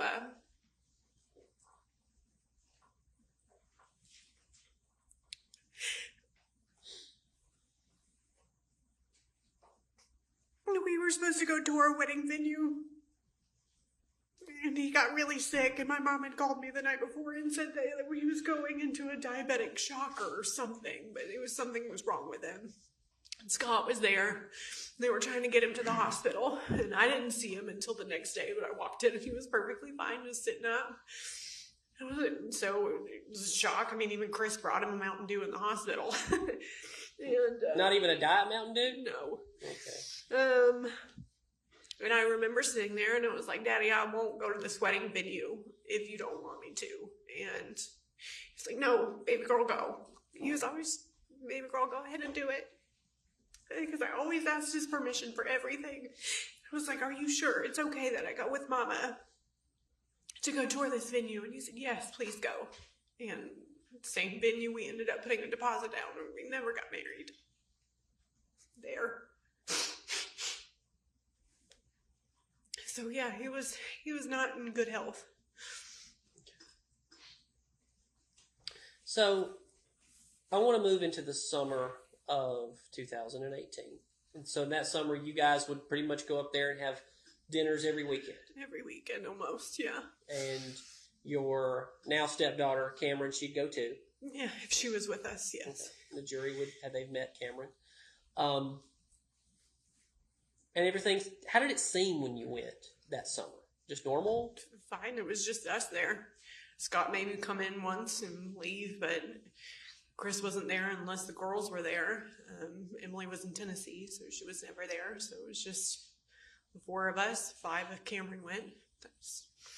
My mom would cook, and we'd all eat dinner and stay till about 9, 10, and then go home. So you tell the jury about the weekend before his birthday, from everything you can remember about that. Well, just that weekend. Who was there? What was going on? The Saturday before, we had a big gathering in the house, and everybody was there. Chris, Scott, Emily, Chris Payne, Olivia, me, Chad. I don't think Cameron was there. She wouldn't have been there. And we just had dinner, and my mama cooked, and we had cake, and that was it. And we went home, and then Sunday. Well, I'll ask you this. I mean, did everything seem normal? Yeah. Our normal, yeah. Okay. Everybody gets along. We had a great time. Okay. All right, go ahead. Sunday, the next morning, we woke up and we went to go eat brunch. I don't know what time. Could have been near lunchtime. We walked into Jay Christopher's over there, I think closer to their house. Emily was supposed to go back to Tennessee. I was asking to see if she would go with me and Daddy and my mom to go to a wedding store in Roswell to go look at dresses, and we ended up not going. And because she had to go back, and we had breakfast. It was just a normal breakfast. I don't know. And then my dad's birthday would have been in the middle of the week, I guess it was. It was a weekday. And we invited everybody. I didn't invite my mom because I thought my dad wouldn't like it. Boy, was I wrong. He was very upset that I did not invite her. Well, what day was that? I don't remember. June 27th. Okay. I don't know. So the week before? Yeah. Okay. So Chris texted at last minute, said he couldn't come. Said he was busy or something and he couldn't go. Scott didn't go. He was up there at the house, I guess, but he didn't go. So Chad and I had dinner with him at I can't remember the name of it, a Cajun place in Roswell Road, I believe. And that was his last birthday. Okay. So let's move on into July the 3rd, 4th, and 5th. Things you saw and any interactions you had with your mother and Scott or anybody in the family at that time. So let's go to, did you talk to your mom at all on the 3rd that you can remember? I can recall because I went through text messages. I'd worked that day, worked at a jewelry store, so I would have worked from 9 to 6. And I mean, I had texted her all the time. And you remember y'all were kind of texting to some degree. Chris had either, how did it come to pass that Chris had convinced your dad to pay for his vacation? Did you know anything about that? My mother had told me that Chris had booked another vacation. In my eyes, Daddy didn't go on vacation. Daddy loved to work. He just didn't do that. So it was kind of shocking. I kind of perceived it as Chris wanted a free hotel room or a condo in my eyes. But your brother Chris, he offered, I believe, he was going to on this trip pay for all the food. I don't know. Do you believe him if I were to tell you that he said that? He was going to pay for all the food and the fishing and everything? Doubtful. Okay. Why would that be? He never had any money to do that. He always had to ask for money for everything. He couldn't fly the girls in from Maine without help. So I don't see how that could have been possible. Shock you that on the day of the 5th, after you guys had been investigated that day and you talked to Detective Hayes and Kuykendall, that he actually had to borrow $20 from Emily to get home? Did you ever hear about that? No. Okay. So you're talking to your mom some about that stuff that day and wedding stuff. Do you remember that? Probably at that time. I was in full wedding mode trying to plan our wedding because we had the deposit down at Vauxhall. But did anything seem out of the normal that day? No. Just a normal life, normal communications with your mother? I was in bliss. I was engaged. I was the happiest I've ever been. Okay. Everything was perfect in my eyes. So the next morning, on the 4th, I believe you guys even had some phone conversations. Do you remember anything about that? Well, we had picked up Cameron the night before because it was our time to have her come over. And so we drove up to Jefferson and got her and brought her home. And then we were going to Lake Lanier because that's what we do every year. And you take your mom every year? No. Okay. Since we were up there the weekend before, we'd asked I asked my mother and Chad asked my dad. Okay. And my dad did not want to go. And I told my mom, I said, if you want to go, you're more than welcome. But this is what we're doing. This is our plans. Okay. What do you remember about inviting her?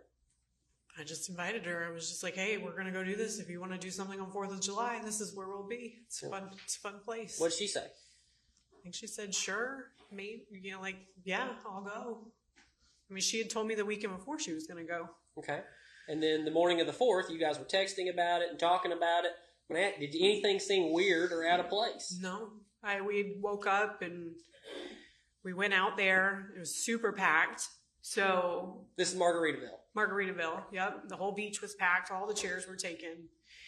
And I called her and was like, hey, we're going to go back home and we're going to get our chairs and stuff because there's nowhere to sit. But we put up our little pop-up tent and saved a spot because we lived 5 minutes down the road, not even. And told her we were going to go get our chairs and come back. And I told her she needed to bring one if she had one. And then she said she was working out in the yard and that she would be there later. I said, okay. And so she came? Yeah, eventually around 12, 1 o'clock, I guess it was. It was later. About noon? Yeah, okay. I would say so. Somewhere in there. How did she seem? How was her demeanor? Normal. What did y'all do? We roasted on the beach for a while, and then went to Land Shark Cafe, and because it was unbearably hot. And then we ate lunch. She ate with us. Cameron was there. And we went back to the beach, sat there for a while. I don't know if we did any of the water slides or anything that day, but I think it was 5, 6 o'clock maybe. And Cameron was begging to go be with Addison. We were like, I don't know, because we had just picked her up the night before. Would Cameron and Addison, they communicate to themselves via text? Yeah, they were friends at that time, yeah. Okay, so they'd already kind of figured out they're going back to grandma's. Yeah, they were essentially the same age. They like hanging out with each other. Okay, so I guess Cameron told you, hey, I'm going back with Melody. No, she asked. And Chad and I were like, I don't know, because we picked her up the night before. And we were like, I don't know. We really didn't want to, but she begged and begged. And so we're like, all right, for one night you can go out there. And Chad was supposed to work the next day, and I had the day off. So I was going to go, and I was like, I'll pick you up, and then we'll go shopping. And that would have been on the 5th. Mm-hmm. Okay. But back on the 4th, Cameron how did your mom respond when she asked to come over? She said, okay, have you talked to Addison? And I don't know if my mother talked to Chris or not, but Cameron got in the car with her and they rode back. Okay. Did y'all have any communication with Cameron that night or the next morning? I probably wouldn't have. Chad would have. Okay. I was more or less, and I still am more or less, Chad's wife. She has a mom, and I didn't mother her by any means, so it would have been Chad that checked up on her. Secondary parent role, step parent. Correct. Okay. But nothing seemed out of the ordinary. No. Everything seemed perfectly normal. Is that a fair assessment? Yes. Okay. So how did it come to pass that you were going to come the next morning and pick up Cameron? Because you were off that day? I was off that day, so I knew I was going to have to go pick her up. But his father was living with us at the time. He had gotten in an accident and had to live with us because he was in the hospital for a while. So we took care of him. And he asked me that morning if I could drive him over to his friend Debbie's house. So I agreed and took him over there, and could have been 10:30 by the time I actually left the area. I'm not sure. But I drove directly over to my parents' house, and that's when I got there. Okay. So somewhere between 10:30 and 11, you think? Could have been. It was mid-morning. All right. I'm going to show you what's previously been marked as Thrasher Exhibit 20. Was this the porch on your parents' house? Yes. All right. When you got there, what did you and your mom do? She was sitting out on the front porch. This porch? Mm-hmm. Okay. Yes. Is there some chairs right over here? They're rocking chairs. Okay. I pulled up in the driveway and I parked and walked up. I think the girls were out there at that time. I know they came out there at some point, but she immediately said, "We've been looking for your daddy and we don't know where he is." She said that to you. Mm-hmm. You didn't bring up to her, "Hey, where's daddy?" Not that I can recall. I just remember her bringing it up because I was like, I don't know. Was that early in the conversation? Had you? Yeah, it was like immediately once I got there. Okay. Then what did you go do next? Well, I started talking to her. And I'm like, well, what do you mean? She was like, I can't find him. And I was like, well, where? I mean, it wasn't unusual for them not to know where each other was at, but I was like, okay. And I kind of brushed it off. I was like, I wasn't worried about it. And so then she was like, no, really, like. Did she seem nervous? Like. Not nervous, but she seemed concerned. Okay. And I don't know if the girls were looking for him or whatnot. I have no idea. She just said that she could not find him. And I was like, what do you mean? I didn't understand. A lot about that day I didn't understand.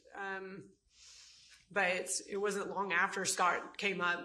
Again, you don't go on that property and not show up immediately. And he came up and I asked him, I said, have you seen daddy? And he was like, no, I haven't seen him.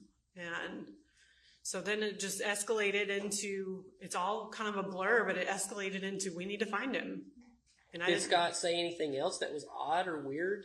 Well, I don't know if it was when I decided to search the house and just walk through it, or like, I don't know which one came first, or like, I know I called Chris. I know I called Emily. I know I called Angela.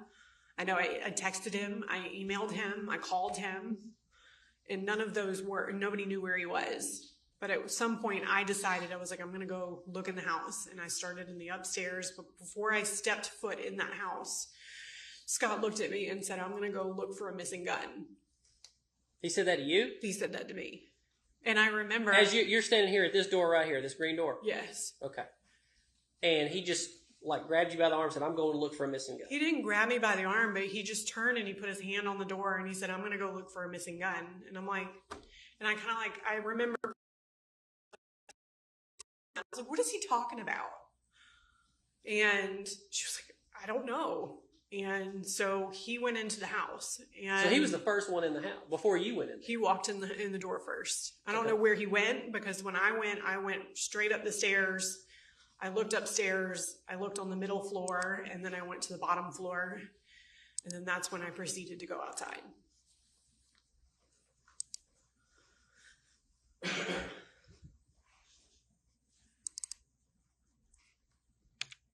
Did you go up these stairs? Correct. And that's just walking straight in the door? Straight in the door. And if you take a right here, is that the kitchen? Correct. Okay. And that's looking back out that door? Yes. And you went upstairs. What did you do upstairs? Just looked to see if he was anywhere. There was a door that went to like an attic, like a walk-in attic. And I checked everywhere.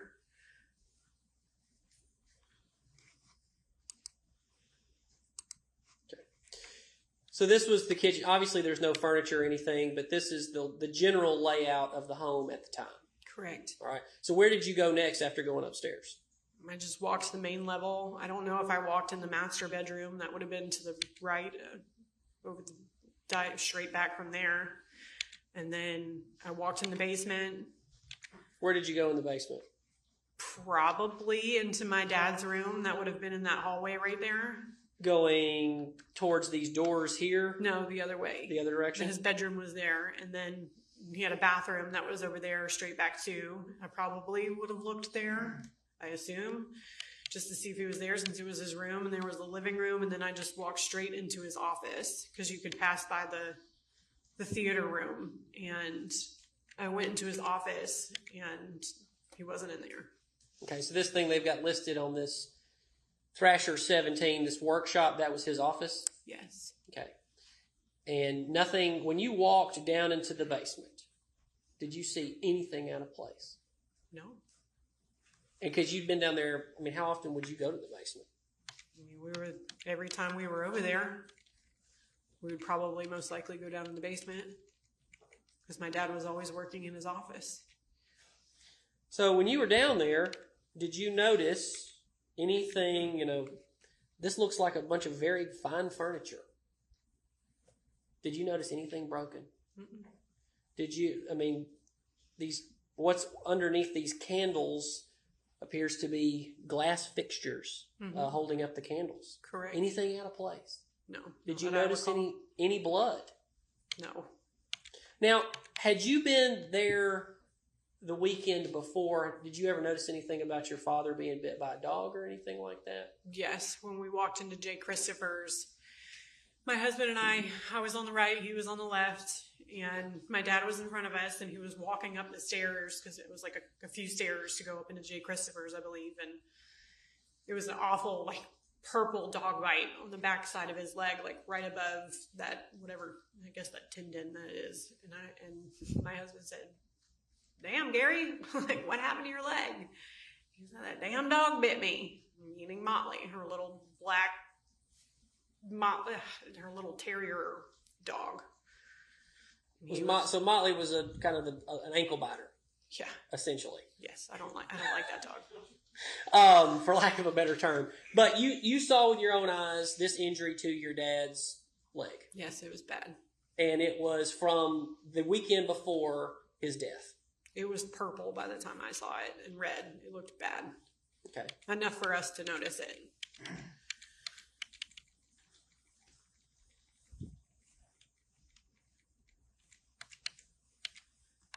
So you walked past this dining room. These pictures were taken on the day of the 5th. This is Thrasher 81.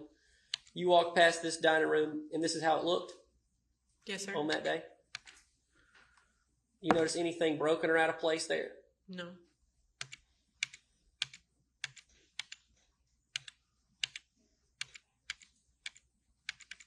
This was your mom's room. Correct.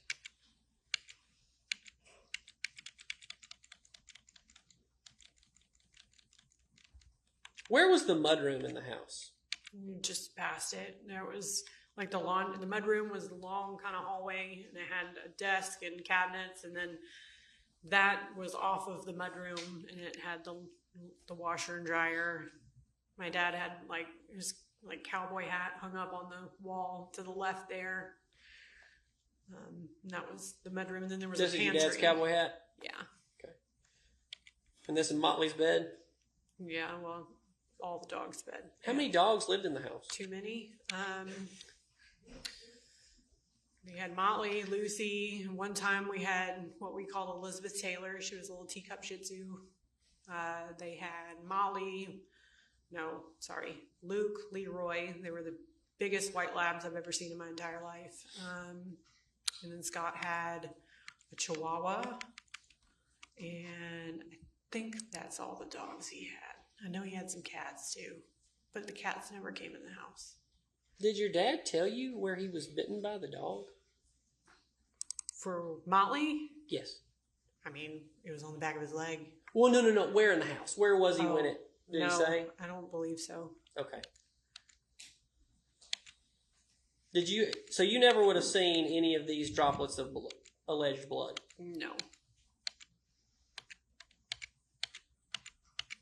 And you went down these very stairs on this same day? Yes? And many times after that. Walk past these floors? I would not have been looking. And the furniture would have been exactly like this on that day? Yes. Did Scott ever tell you that this was the drawer where he said the gun was missing from? No. Okay. Did you check for any missing guns? No.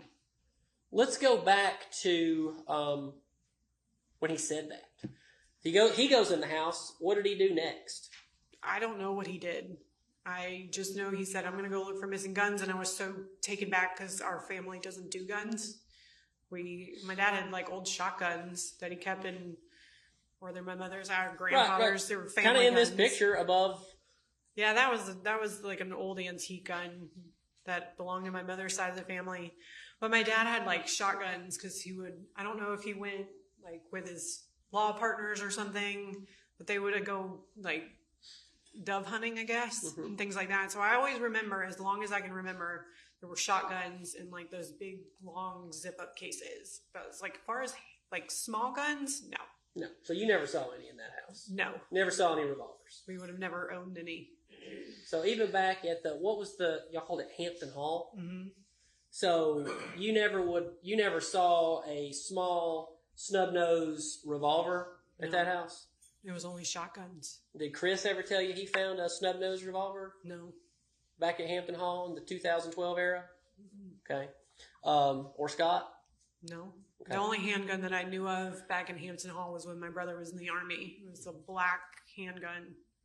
And he had gotten it, I guess, after he got in the Army. I don't know. That was the only one I ever remember seeing, ever. Yeah. So you walked down here and you knew Scott had been in the house, right? Yeah.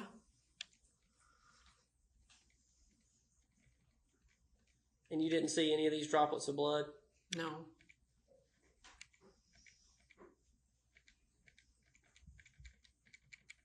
I'm fast forwarding because there's one image I specifically want to ask you. Maybe easier to go with that. Were you ever made aware that a bullet was found right there under that ottoman? The only time I was ever aware of a bullet was during the preliminary hearing. Okay. That's the first time you'd ever heard of that. Correct. And you don't know if that was, you didn't know anything about it? No, and I would have never looked there. So you never saw this bullet? No. Laying in the floor? No. Do you find it odd that there's nothing around that bullet? Yeah. I mean, nothing that would have caught your imagination. No blood, no holes in the chair, nothing. It's just this bullet laying next to a piece of carpet. If you compare it to all your Netflix documentaries, no, it doesn't make any sense. So you never saw that? No. Okay. So Scott went in the house first before anybody else Correct. that morning. Then what did Scott do? What did everybody do? I don't remember where he went. I know that I went out my dad's office, and you could walk down because I knew he was making the burn pile on like July 3rd because I remember Chris went over there and all of that, and that was known. And so I had walked down, and my mother came up shortly behind me, and I saw one stream of like smoke coming off of the top of it. And there was like one stick that was laying by the side, and I just picked it up and tossed it on there, and she was there, and I was like, it's still like smoldering. She was like, yeah, it's going to be hot for a while. And I was like, okay. And I turned around and looked up, and Scott was standing at the top of the hill, like where the driveway is, with both arms on his hips, just staring down at us. And at the time, I was just like, mental image, I guess. And I was just like, okay. So I walked the edge of the property because there's a pretty steep hill there. Did you go all the way down that steep hill? I didn't think it was steep, but I went down there. I mean, I probably had sandals on, but I walked all the way down. I mean, in my mind, I'm thinking something happened to my dad. He's been out here working on the property, may have fallen out. Let's go look for him. So I'm searching everywhere, and I go walk that property line, and I go over the dam that's by the left of the pond if you're standing on that side. And I walked up to the barn, probably walked either through the barn or around the barn. I don't really remember. Now, I ask you this. Do you ever remember around this time Scott saying anything about the placement of the tractor? Did he bring that up? Did you hear that? No. Okay. All right, go ahead. Where you walked? Walked up there. I was calling out his name, trying to find him. I was getting desperate at this point and hoping I would find him. And I just had this gut feeling that something was wrong. And I had turned and walked down the driveway, and I was standing right as the driveway dips. And Scott calls me. On your phone? On my phone. And I'm looking over the pond and kind of just standing there at the fence, and he goes, Amanda, like something to the tune of like, Daddy's in this burn pile. Like, I know what I've seen. I've been in Iraq. I know what burned bodies looked like. And I'm just sitting there on the phone going, what are you talking about? And he was like, there's something in this burn pile. And I was like, what are you talking about? And pure just denial, I guess. And either he hung up the phone or I hung up, but I immediately called Chad and I said, you need to get here right now. This is what Scott is saying, and you need to come get Cameron. You have to come get your daughter. And next thing I know, I don't know if he walked over. I mean, everything, your whole world stops. And he came over and grabbed me by the arm as hard as he could, and he got in my face. Who are we talking about? Scott. Okay. He got in my face and he screamed at me. He said, I know what I saw. I know what it is, Amanda. And I was just, again, going like, what? And next thing I know, he said he called the 911, paramedics, whatever. And I walk up to the driveway. And there's like a fork in the road. I have to ask you this question, and I'll move on from this topic quickly. But you walked down to the burn pile earlier. And you and your mom looked at it together. Briefly. And neither one of you saw what you would believe to have been human remains. Thank God, no. But you say Scott was up behind you on the hill just staring at you both. Yes. Okay. So going back to when the paramedics arrived, what happened next? I was standing in the driveway and my mom had walked up. And I was like, what is going on? She said, I don't know. She just kept saying, I don't know. And I was just in shock at this point. And next thing I know, fire trucks, paramedics, and all this. And she just said, why is he holding them up at the end of the driveway? And I said, I don't know. I have no idea. And it felt like an eternity. And I refused to go over there. I didn't want to go over there. And This poor paramedic, I'll never forget him. He was standing there with a gurney and he goes, "I'm so sorry for your loss." And that was the first time anybody ever told me about my dad being dead. And I said, "So you're telling me that my dad is in that burn pile back there?" And he just looked at me in shock. It was just like, he couldn't say anything back. And Chris was sitting on the bed of his truck, just looking down at the ground. He didn't say anything. He didn't say anything. No. And what was your brother Scott doing at that time? I don't know. I guess they were over there. Him and my mom. I don't know. Did your brother? And I think I'm going to ask the judge after this question to take a go ahead and break here, because then we're going to go ahead and start talking about what happened after this day. But did your brother say anything else concerning at that time? And he mentioned a gun.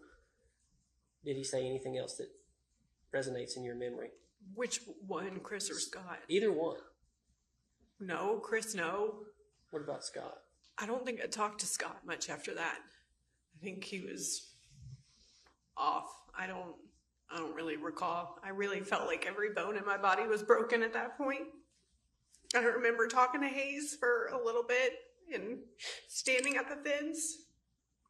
And he could have told me I had purple hair and 5 eyes. I wouldn't have recalled. And I just kept going through my head of just like, if he's gone, he's like, our life has changed forever.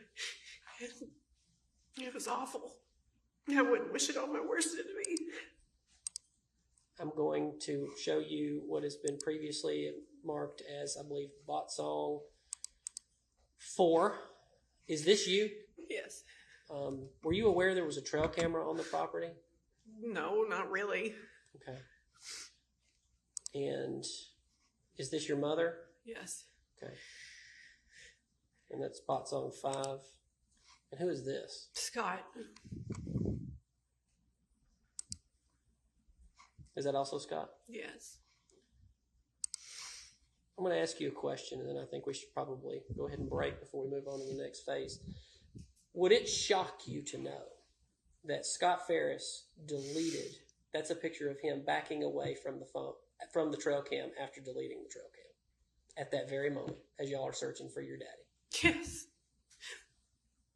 It would shock me. We were looking for my dad. Why? I don't.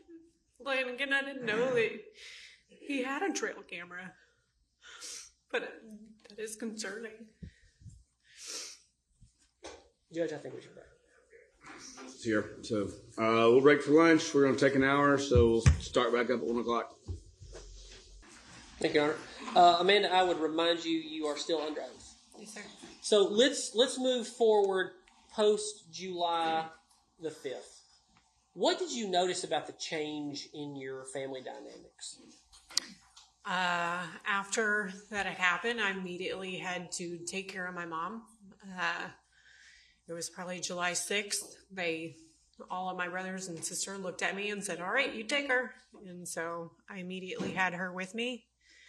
She lived with us, I can't tell you how long, months. Because she didn't want. This was in 2018. Yes. Yes, okay. After everything had happened. This was like July 6th forward. And she lived with us. She didn't want to go back to the property. Eventually it came to the point of like, okay, you can go now. And so she went back, but I had to help pay for house insurance and car insurance and power bills and things like that. So I was kind of having to take care of the situation from that point. But Emily went back to Tennessee. Chris was in Atlanta, and Scott, I think, was staying at somebody's house, I guess. So we went back to the property once it was, well, I know he went back to the property after it was released. But I don't know if he stayed with a friend for a while. Okay. Were you ever part of any discussions with an attorney who told everybody not to talk? Correct. Okay. On July 6th, I guess it was. I don't remember. Friday, the next day? Yes. It would have, somebody, I don't know who it was, maybe it was a consensus thing, but essentially it was, we needed somebody to help us. We didn't know what was going on. Calendar here, from that time period, if you need to look for the dates. I didn't know what to do at that moment, but I knew that, what you see on TV, let's get an attorney to handle it. And somebody gave me Eric Durlacker's number. I did not have it, so somebody gave it to me. I don't know if it was one of my siblings or my mom. I have no idea. I can't remember. So I called him and I said, I need help. I don't know what to do. I need somebody to guide me through this, or take care of it, really is what I wanted. I was like, take care of this. Was this, by the way, I'm sorry to cut you off, You're fine. but timeline-wise, was this while your mother was being interviewed by Detective Hayes? Correct. Okay. This was the day of the 6th, so Okay. Friday. And I called Eric, I don't know what time, and he just gave me Manny's number and told them that Deputy Hayes had my mother in the room and was questioning Scott, and they said, well, just let them know that she has an attorney. And we told him a couple of times, but she stayed in there for another hour or so. And then she finally came out. We went to the attorney's office. Everybody as a family went down there. And that's when he said, y'all stop talking. Everybody stop talking. Correct. Anybody who knows anybody, stop talking. Correct. Okay. So when did it become apparent, or what could you tell from Scott and Chris breaking off from the family? They eventually got very angry and irritated. I know Chris got mad at me because I told one of the detectives, I think his name was Tommy, that he decided not to go on vacation. Apparently that was a problem. He said we weren't supposed to talk to the attorneys, so we were all on the same page. You mean law enforcement? Yes, sorry, law enforcement. That we should basically just go to the attorney if we have any questions, and just to keep to ourselves, and that's it. And he was handling the situation, the attorney. In this time period or ever before, had you ever heard your brother Scott say, this is my property? Yes. This is my house? Multiple times. He flaunted the fact that that was his property. I almost kind of like joked in a way he kind of vicariously lived through my dad. Kind of like the movie Step Brothers. You ever seen that? I don't know if they took ownership of their dad's stuff. Well, but yeah, okay. I mean, in that same situation, and grown up, still living at home. Yes, I could see it in that aspect. But he would claim things as his that were not his. That's fair to say. They belonged to my mother and my father. Okay. And you say, I mean, how often would you hear him say this? He wouldn't say it like all the time, but it was always just like my farm, my property, my Kubota. He would get on social media. He would say, this is my property. I mean, he claimed ownership to it. That's for sure. Okay. And speaking of social media, had you ever seen your brother shoot guns or anything like that? He was in the military. He was always shooting guns at the house, Okay. from what I was heard and what he said. Did you ever see any of his videos on social media? No. Okay. But you knew he was always shooting guns. He was always doing something around there, but yeah, it was a known thing that they used to go and I don't know if he would hunt stuff. I don't really know how that works because there were so many houses that were in close proximity, but I know that he would have leisurely kind of shootings back there. Okay. So going on through late July and things like that, just to kind of talk about it, were there any issues? Did you ever have any communication or talk to Rusty during that time? No. Had you ever met him yet? No. Okay. And that would have been what, later on, about 2019, that you communicated with Rusty Barton? When she was arrested, that was the first time I personally spoke to him. Okay. That I can recall. All right. But you'd known during this time, you'd heard about Rusty Barton, yes? Yes, there were rumors, but I didn't know the depths of it until the preliminary hearing. So that was in 2019. Well, yeah. Yeah. Right about the Because time she your was already mother- arrested at that point. So, yeah, I didn't know about all the meetings and all that kind of stuff. That was new to me at the preliminary hearing. Okay. So going back to, tell me about the estate and how things were managed with the siblings for the family. What do you mean? Was your brother appointed as the executor of the estate? Nobody was. The estate was locked down immediately when the house was locked down. My mother couldn't go down the road and get a sandwich if she wanted to. She was totally reliant on me from day one. Well, I guess I'm talking more about, there was properties that were owned by the family, and was your brother Chris ever appointed over that? My sister at one point got a coroner's letter that we did not know about. My mother had tried to get a lady named Diane to help her figure out what needed to be done with the estate because it had been so long. And that's when she went to the courthouse and realized that Chris had filed for, I don't know what you call it, for the estate, but he was given ownership of the estate, and we did not know. Okay. Well, tell me how that went. Not well. I know that it turned into, I texted Emily at one point and I said, Diane's told me that there's been money taken out, and my dad owned the condo that my sister lived in Tuscaloosa, and said that it had, I don't know if it went into foreclosure or whatnot, but a property management company was in charge of, they would get the check and then Daddy, I assume, would give it to the mortgage company at that point, and it was not being done. So the condo was lost. And that was the condo in Tuscaloosa? Correct. And that's when I petitioned to have the third-party estate attorney. So none of us had our hands on it. It was purely an outside source. And I did not know that was an option until my mother spoke to Diane. Okay. And so did they loop you in on any of this, Chris and Scott and Emily? No. Right. So you were kind of left on the outside. Nobody talked to me about it. And is that because you were the only one showing any support for your mother? I had to take care of her. I had no option but to take care of her at that point. Emily ran off back to Tennessee, and Chris and Scott were no help. I financially took care of a lot that first year. It was really hard on us, but we did it because it had to be done.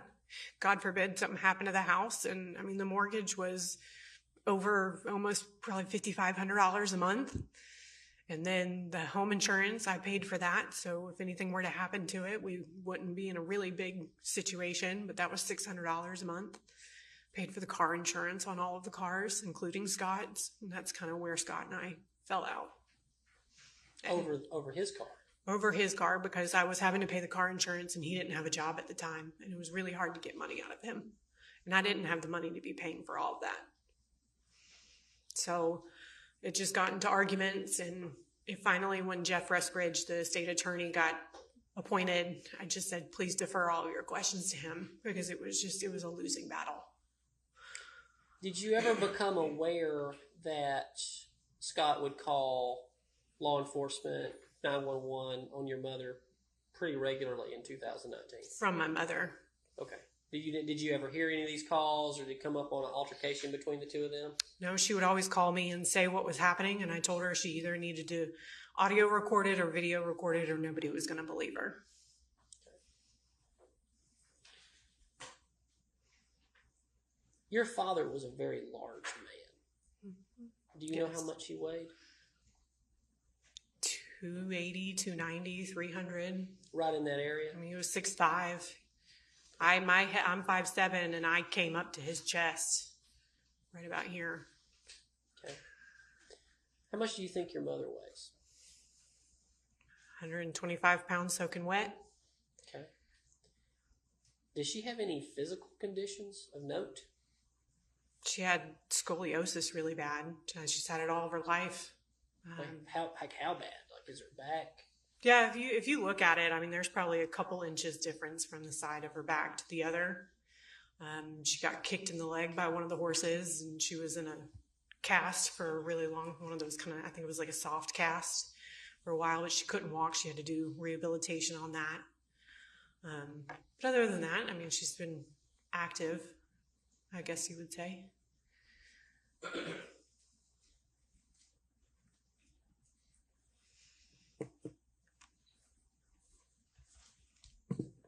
Your Honor, if I may have a moment.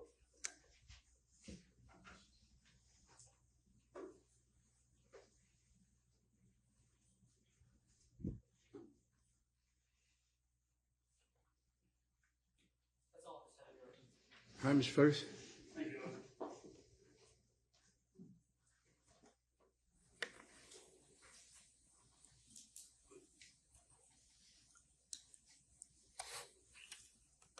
Amanda, I want to begin with, you testified a lot today about, I guess, how you view certain evidence. Is that fair to say?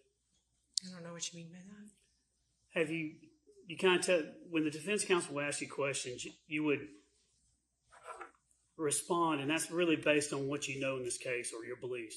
Is that fair? I would say it's mostly opinion, but I don't know much about anything.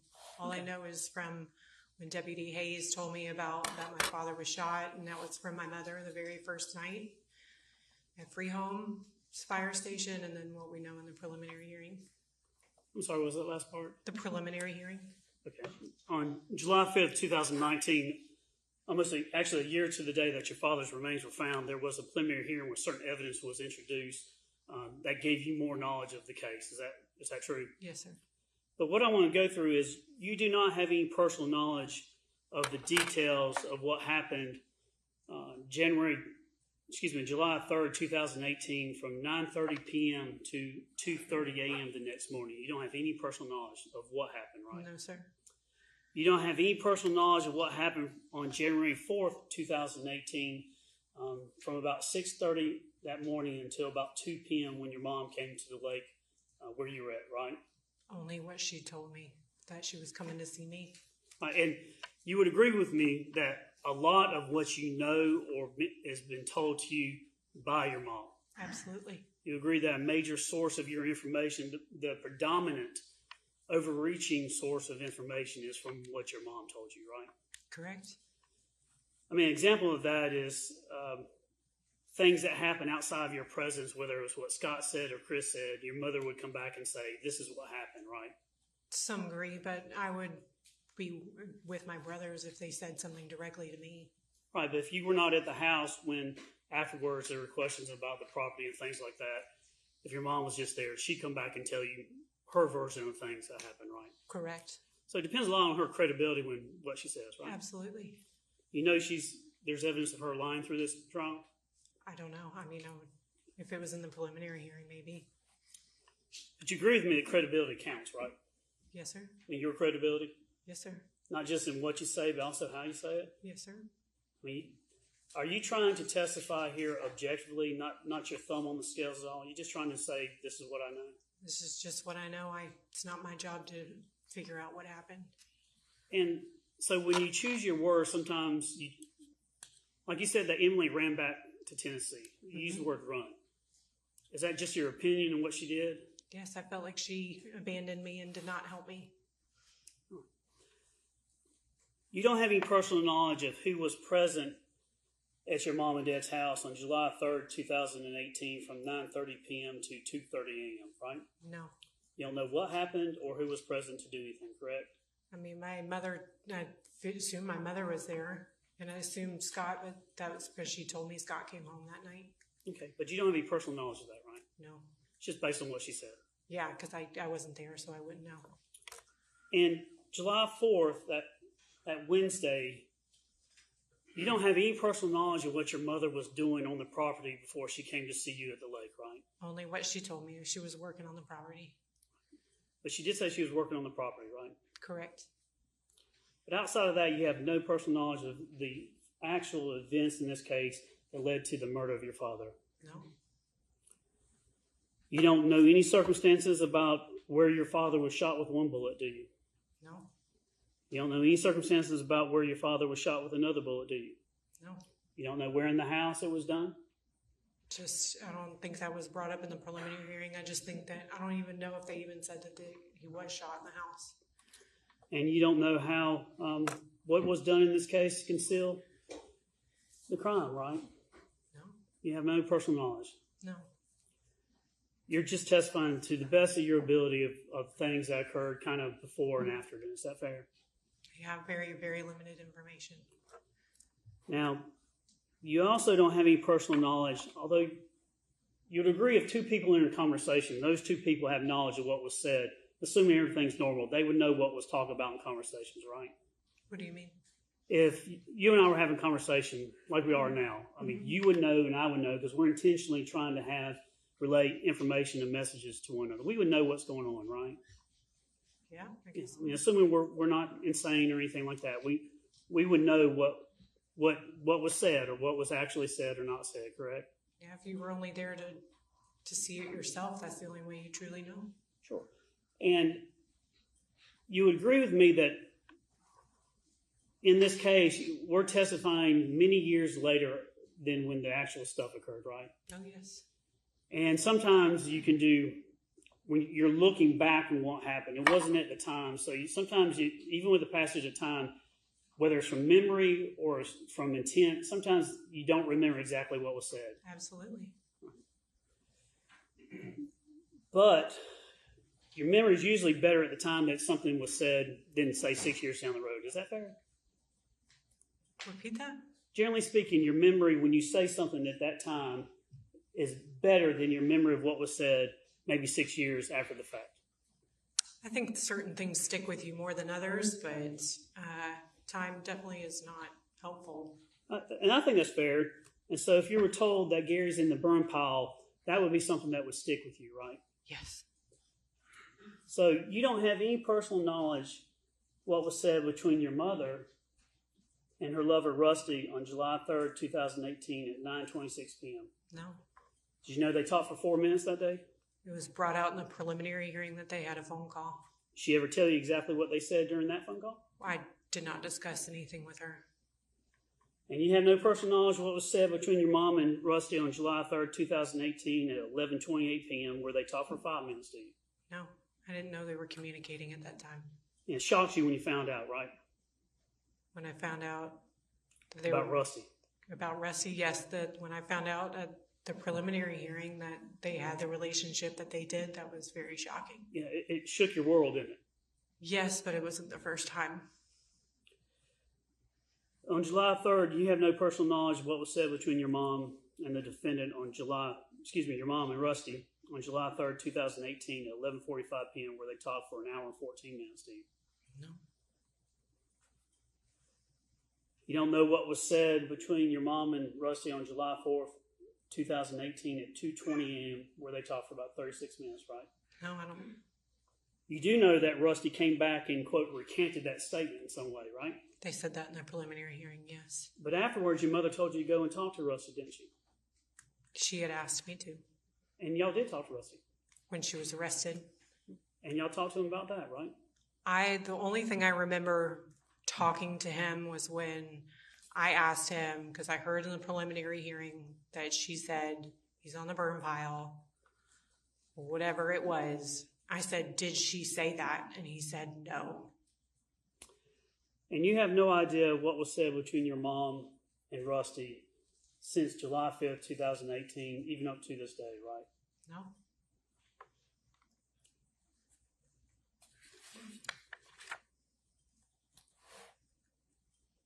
You do have personal knowledge of your loyalty to your mother, though, don't you?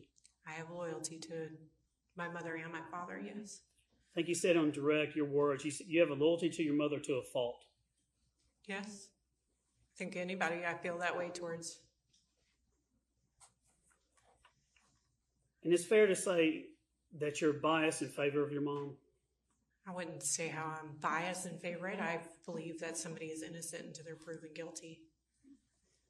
So would you say that you do believe in your mom, though?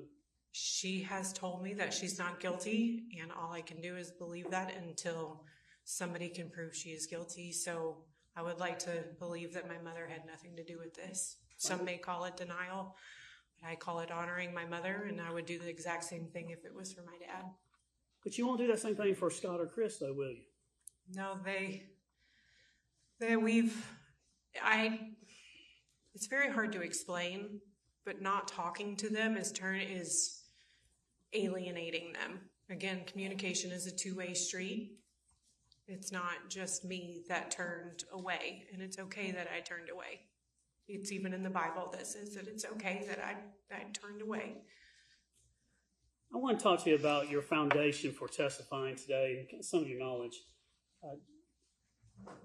have you talked to, now, when I say this, there's nothing wrong. The two attorneys here are honorable men. I consider them friends. They're honorable. Don't hear me saying that. But I do want to know, you've talked with them on several occasions, right? Correct. When was the last time that you talked with Mr. Ray or Mr. Weaver? We talked today? How many, did you meet with them to practice or go over your testimony? No. Did you talk about what you're going to say? No. Did they give you, do you have any discovery?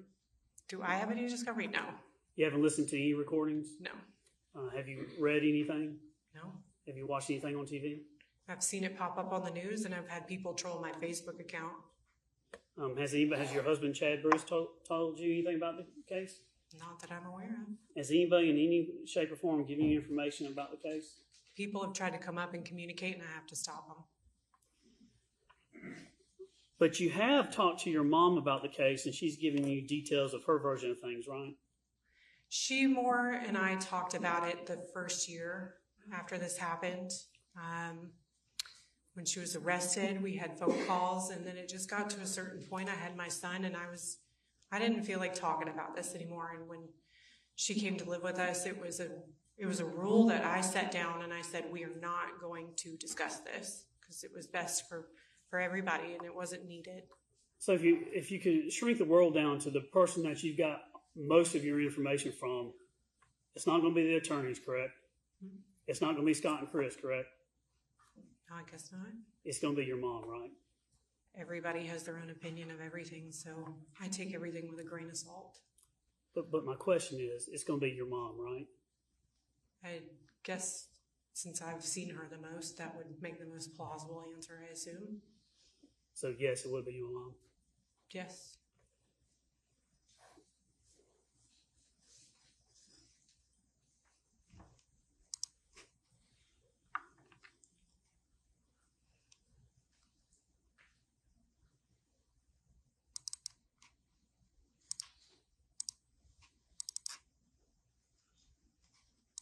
This is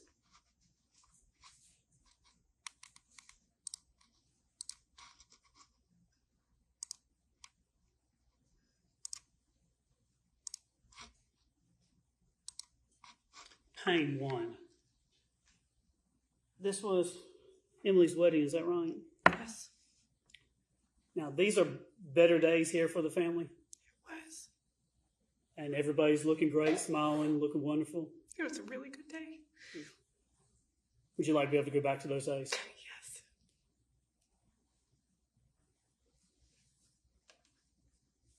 Now, I know a child cannot measure the love for their mother, but you do love your mom, right? And my dad, yes. And you are her child? Yes. You're her daughter? That is correct. You're her favorite daughter, aren't you?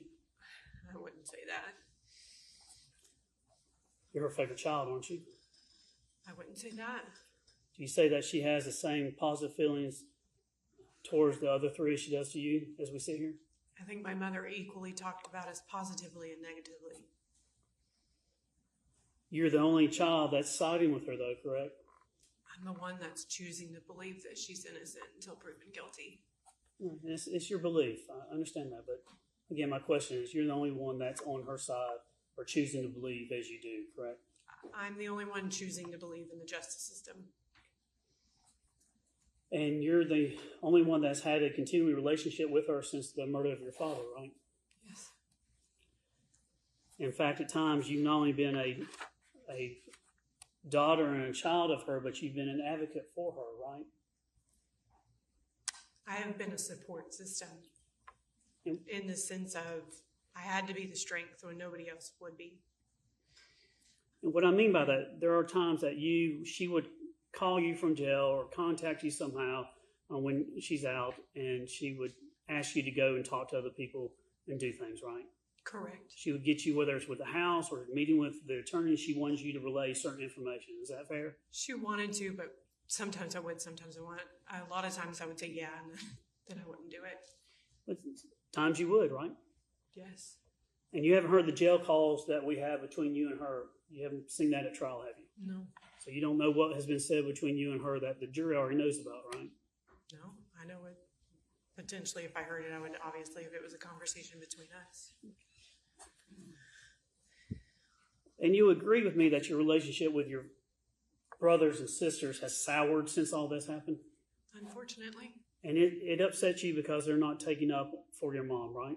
No, it upsets me because it shows how much that they love me. It has nothing to do with her. It has everything to do with I'm their sister, and they left me. You feel like you've been abandoned? Yes, I lost my whole family that day. Would you agree with me that you lost your family because your father's been murdered? That was the cause and reaction, I guess you would say. And from their standpoint, it's fair to see that they have feelings that their mother has murdered their father, so they have hard feelings because of that. And rightfully so. Now, you talking about, I was asking you earlier about your beliefs and your opinions on things, and you do give some information. Like, do you remember telling the defense on direct examination that on July 4th of 2018, you just wanted to have a quiet time with your family at Lake Lanier? Is that what I want every day of my life? And you talked about that's because there was drama with Chris and Jenna the year before, right? Correct.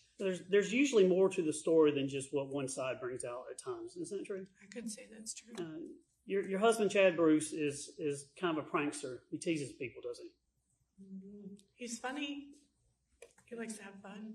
So you talk about Jenna getting upset that day and all that, but that day in 2017, y'all actually scared Jenna twice, didn't you?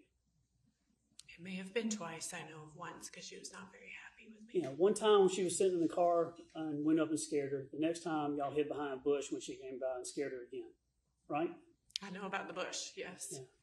And then she got so upset that afterwards because she didn't want to be scared, and you did it twice, that she actually kicked a drink and went all over you and Chad, right? Correct. And you basically had to talk to Chad and say, hey. I mean, I wouldn't have to talk to him, but It made y'all mad, didn't it? I wouldn't say it made us mad. We were just like, I think that was a bit of an overreaction. We were just having a good time. Well, you tell all the people that at that point you decided to never go back out with them again. That was because of their drinking. Right. But you can understand if you get scared twice, it can upset people, right? I understand that it was insensitive at the time, but it was all in good fun. Could be bullying. The girls were with us when we did that, I believe. I'm almost positive that they were with us. Right, well, it could be offensive or bullying somebody if you do it twice in one day, right? I think that's a bit much to say. They're my brother and my sister-in-law. I've known them forever. But that's how you felt about it, right? What do you mean?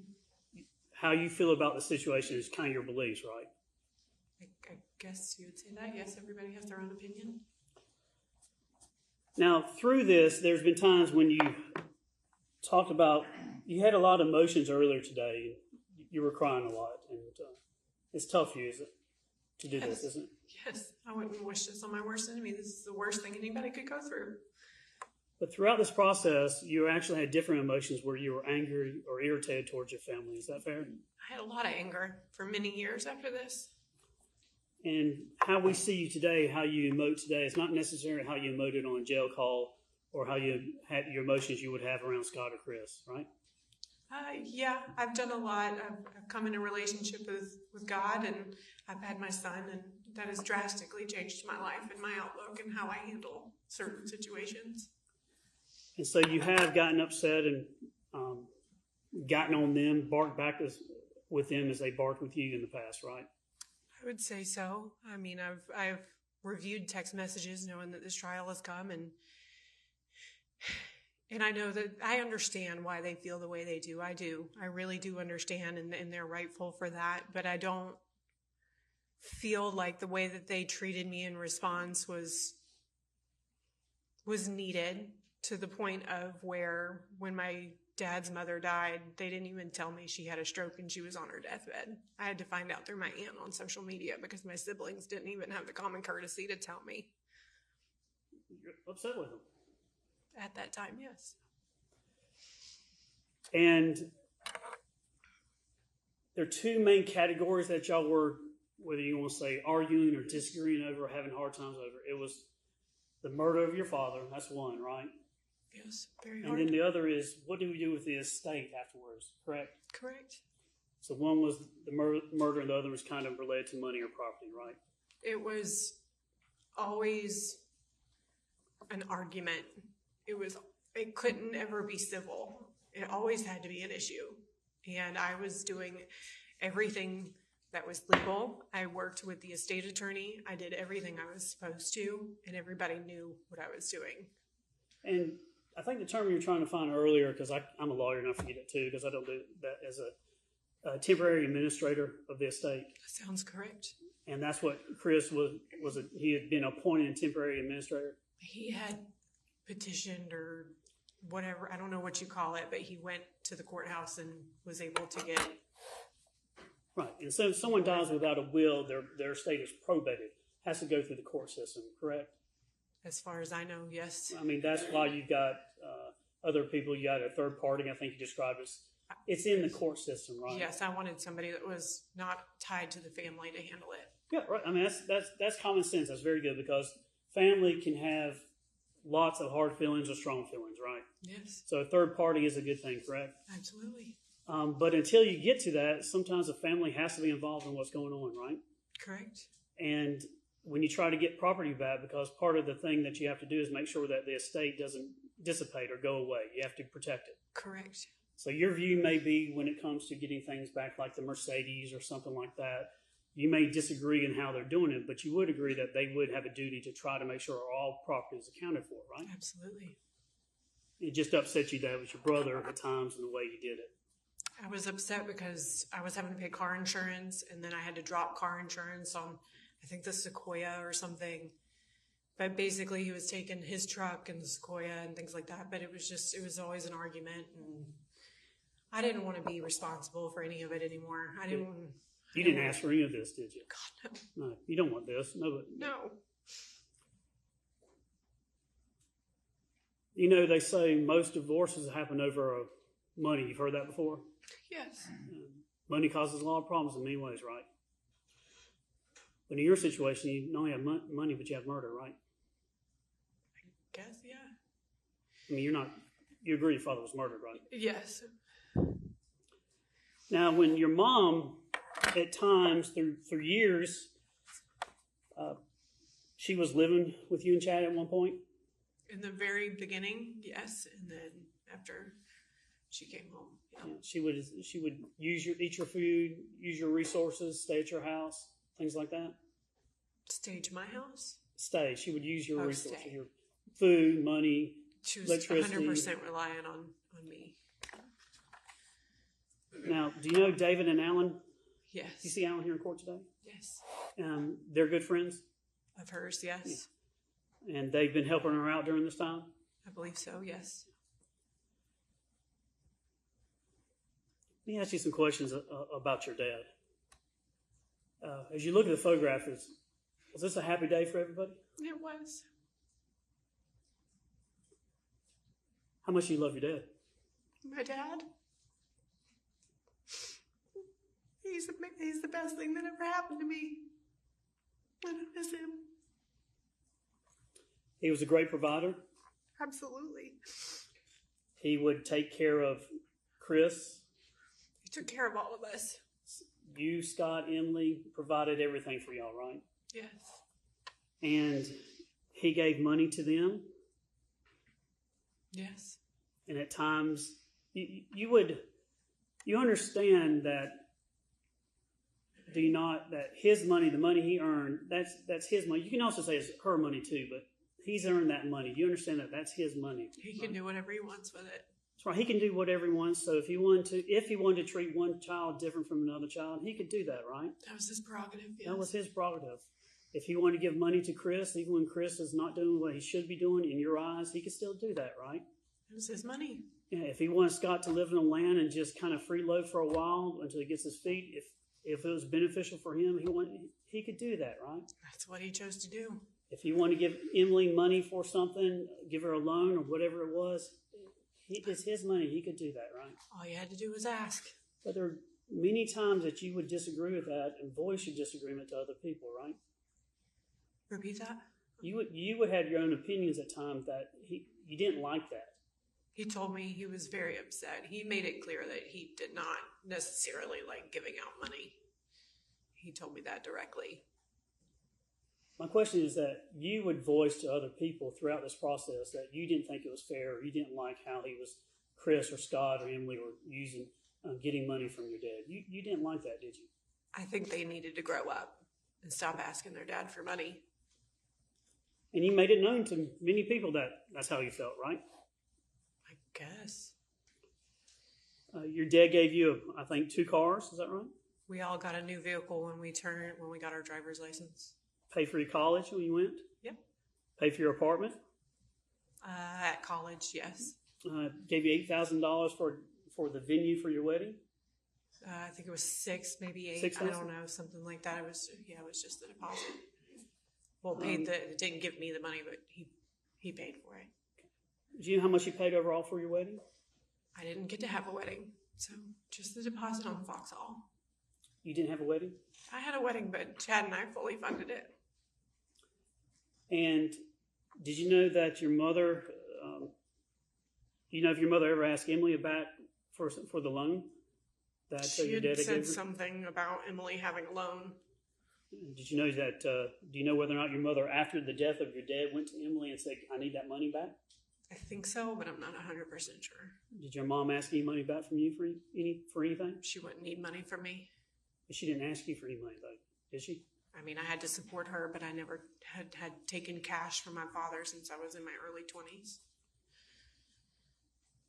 You made on direct, you talked about that your dad's view was, I think he actually said to you, you told law enforcement during the interview that your dad said something along the lines of, once you're married, done, no exceptions. Do you remember that? I don't know in what context you mean. When it came to you talking about the view of your father, even though there was troubles with Ted Wiley, how your dad viewed marriage, because you talked to him one day, I think, about after he helped you move out of the apartment with the other boyfriend. Y'all sitting in a restaurant eating. Mom gets up, remember that, and you say, "Dad, she wasn't there with us." Okay. Do you remember telling law enforcement or statements that your dad's view was basically once it's a marriage you're in? He said he loved her and he wanted to be with her. You remember there was a time you said that I think you were talking to Cameron, insisting that she understands that in marriage, if you make a vow to somebody, you take that seriously. I don't recall that. Remember your dad saying, in your words, saying something like, "I'm glad one of my children understands the loyalty you're supposed to have in a marriage"? That could sound something like my dad would say. So in your mind, is it accurate to say, in your mind, what you understood your dad, once he was in this marriage with the defendant, he was not going to divorce her? No, he never seemed at one point that he was going to divorce her. So she was stuck in the marriage because he wasn't going to divorce her. I begged them both to divorce each other because they were miserable, and I was sick of hearing about it. So it would have taken something outside of your dad for the marriage, for her to leave that marriage, right? One more time, I'm sorry. It would have taken something outside of your dad. Your mother would have had to do something to leave that marriage. No, I think my mother could have left at any time, and so could have my dad. They both were grown. I think they could have both made that decision, but I think they just wanted to stay married. At some point, you thought your dad was paranoid about your mom cheating on him. Is that true? I think that's fair to say ever since she had the affair with Ted. Right, and the word you used when you talked to law enforcement, you just said you thought your dad was paranoid about your mom possibly cheating on him. You ever using that word, paranoid? No, but rightfully so. If you have a partner that cheats on you, I don't think that feeling would ever go away. Right. But have you come to learn that she actually was cheating on your dad with Rusty? But since then, yes. It's not paranoia when it's true, correct? Absolutely. I don't blame him for how he felt. But that other piece of evidence that you didn't have, that new information that she was having an affair with Rusty, that changes things, doesn't it? I mean, in what sense? That you thought your dad one time was paranoid because you thought mom was not cheating. Then you get new facts, evidence, and find out mom's cheating. That changes your view on things, doesn't it? It changes my views, but at the same time, it wasn't shocking because I knew what she did with Ted. So facts and other things that come to light can have an effect on how you view things, right? I think it can. Now, you say that you did not know about Rusty Barton and the affair. Is that right? We knew of him. There were rumors. I don't remember from who. He was in the picture. I knew he was at Emily's wedding. I didn't know why he was there. I remember my mom and him dancing and all of that, and I got upset. And this is pane 3. Do you see Rusty in the background there? I do. See him? I do. See him in the background there with your mom? I do. That's pane 4. Pane 5, you see Rusty in the background with your mom? I do. Pane 6, see him back there? Correct. See him over here with your mom? Your mom's right through here? Mm-hmm. Yes. See him with Chad right here? Yes. Chad met everybody new. We were only 6 months dating at that point. And then pane 9, you see him there? Correct. This is pane 10. He's right there with your dad, isn't he? Correct. Is it not true that you knew about Rusty and the affair at that point? Not the depth of anything. I just knew I knew he was related to Martha Jane. That was the depth of it. And then my dad would always say something, or Scott would say something, but I tried to stay out of it. I didn't want to get involved. And did you not get upset, and your sister and brother see you get upset and say something because Rusty was there at the wedding? I don't know if they saw me, but Was I know it that not offensive to you? I'm sorry. Go ahead. I remember vaguely I was intoxicated that night. But I remember he was there, and I don't condone that kind of behavior. I don't. So I could see where I would have gotten upset. It's just a situation where you see something like that, you just purposely just almost have ignorance, almost just saying, I don't want to see what's happening. Partially of that, and I knew my dad knew he was there. If my dad accepted it, then I followed my dad's lead. And you don't know, or do you know how your dad has told other people how he felt, how that affected him? You have any idea what he said? Or text or anything? No, I didn't after Ted, I told him, and the offensive pictures he sent me and the way he involved me with that, I made it very clear I didn't want to be involved. So why did you tell law enforcement in July that you didn't know anything about the Rusty Barton affair? In July 2018. Because I didn't know the depths of anything. But this was 2016. I wouldn't have, I knew he was there, but I didn't know, I thought he was related to Martha Jane. And then I just saw the way that they were interacting, and that wasn't normal. You have learned some new information in this case, but I want to know, in the beginning, you just thought that your dad had heat stroke or something and had maybe passed out on the property on July. Anything could have been possible. But that's what you were thinking. Maybe he had heat stroke or something, right? Yeah. And then when his remains were found in the burn pile, you were not thinking murder or anything, thinking maybe he just had a medical episode and fell in, correct? Correct. You told law enforcement, I just don't know. You were you just didn't know what happened, right? I was in shock. In shock. You were able to talk to, I think, Sergeant Hands and then Detective Hayes. I don't remember talking to Hands. All I remember was talking to Hayes. And again, Hayes could have told me, I don't remember anything. Right. And sometimes when we have something in our evidence called excited utterance. Sometimes when you're in shock or under the stress, you don't have time to come up with clever things or things. You just come off and just state what's in your heart, right? I would assume. So in many ways, being under stress or being under that excitement, you just say what is really there, right? I guess.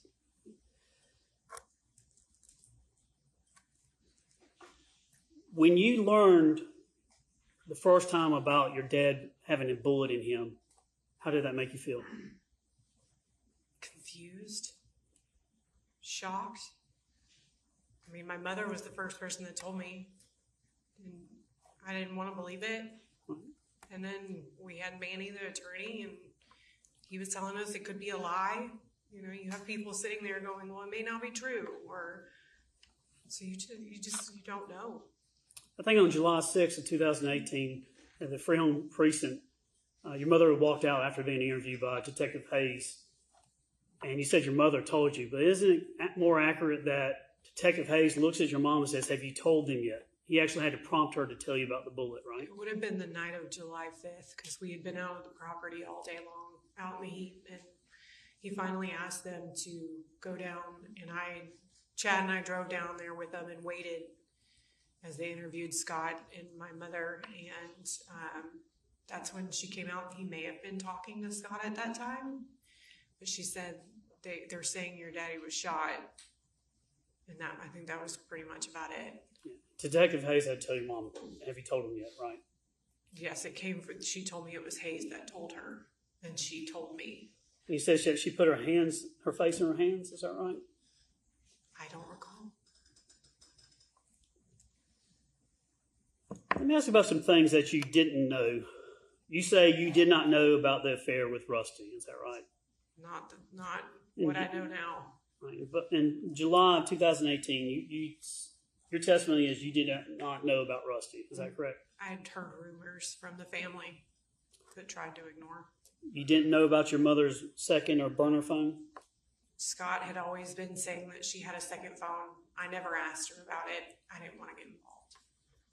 Are you familiar with the last four digits of a phone number 1987 that your mother had? No, 9029 was the only one I had. Okay. Do you know whether or not your mother had a burner phone or another phone? I purchased a phone for her right after all this happened because I needed a way to communicate to her, and then I bought another one probably in 2020. Okay. But do you know about a phone number she had that ended in 1987 that she used to talk exclusively with Rusty? No. So you don't know about that? Only from Scott going and saying that he saw her with two phones. That's all I knew. And those two phones would have been before the phones that you got here, right? Correct. Do you know about your mom meeting Rusty almost weekly at times in Dalton? Not until a preliminary hearing. But you didn't know about that before? No, right? sir. So before you knew about that, you believed your mother that she had not committed this crime, right? Before that, I believe she didn't commit the crime? Right. That is correct. And even knowing about the burner phone and the affairs with Rusty and in the burn pile, you still believe your mother hasn't committed this murder, right? She told me she didn't do it, and she's never given me any reason to believe otherwise. All right, let's talk about things to believe otherwise.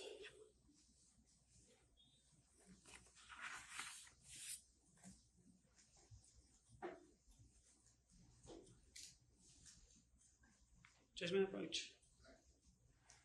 It's fair. So I'm going to put this, judge, this time I tender evidence A. Farris 1. No objection. We'll put it on the screen too. Right? Your belief system when it comes to your mother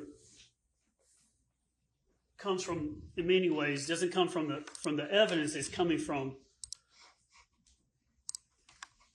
your worldview or your the way you see things. Is that fair? Yes, and probably a little bit of denial. All right. I want to go to, this is A. Farris 1. It's a phone extraction. And it contains text messages between, is it her? Okay, this is your mother's phone. And I'm on page 2 of the screen here. It's kind of hard to, but there's this from and to. Mm-hmm. This is from your mom to you. Did you know about your mother going to Jamaica with Rusty? No. In September the 3rd of 2017, did you have any idea that she had gone on to, I think, had something to do with hedonism or hedonistic or something like that, a resort in Jamaica? No. All right. If you would, this is from her to you. You see your phone number, everything there? Correct. What is the date of this text message? 9/3/17.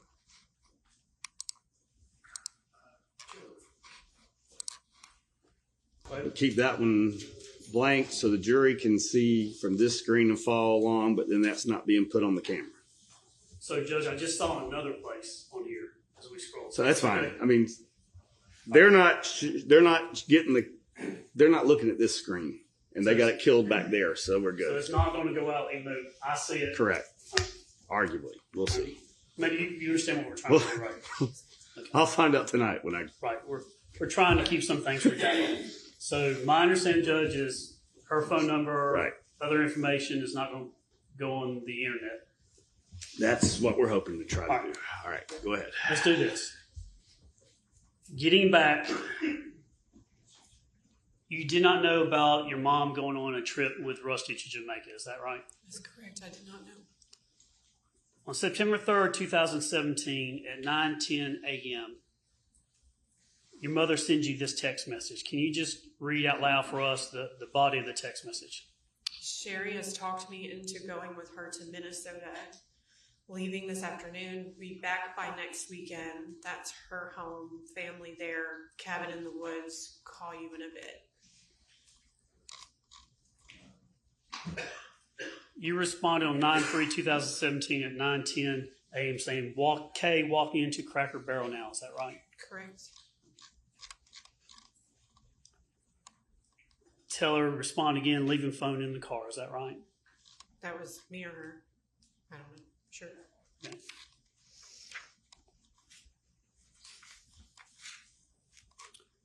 September 9th, 2017 at 3:52 p.m., she sends you a text message, and read that, what she tells you about where she's at. Sherry and I are on way back. Family cabin in woods. Cell service was bad there. Everything okay.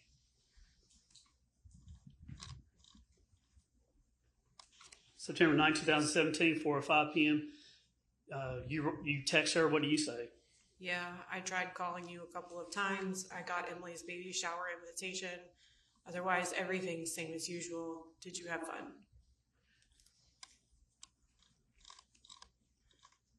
September 10th, 2017, she texted you. What did she say? So much fun. No contact with anyone. Read a book. Got some sun. Let you know when we get back. Taking our time driving. Enjoying scenery.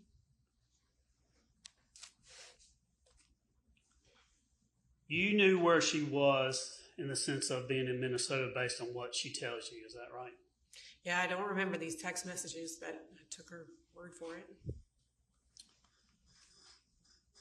You've taken her word on a lot of things, haven't you? That's all you can do with people, I guess.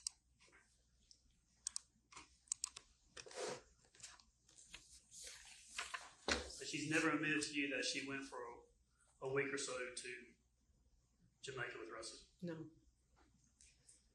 Did you know about the credit card that Rusty had given her? I think after the preliminary hearing, but I'm not 100% sure. Do you know about the tattoo XO that she had?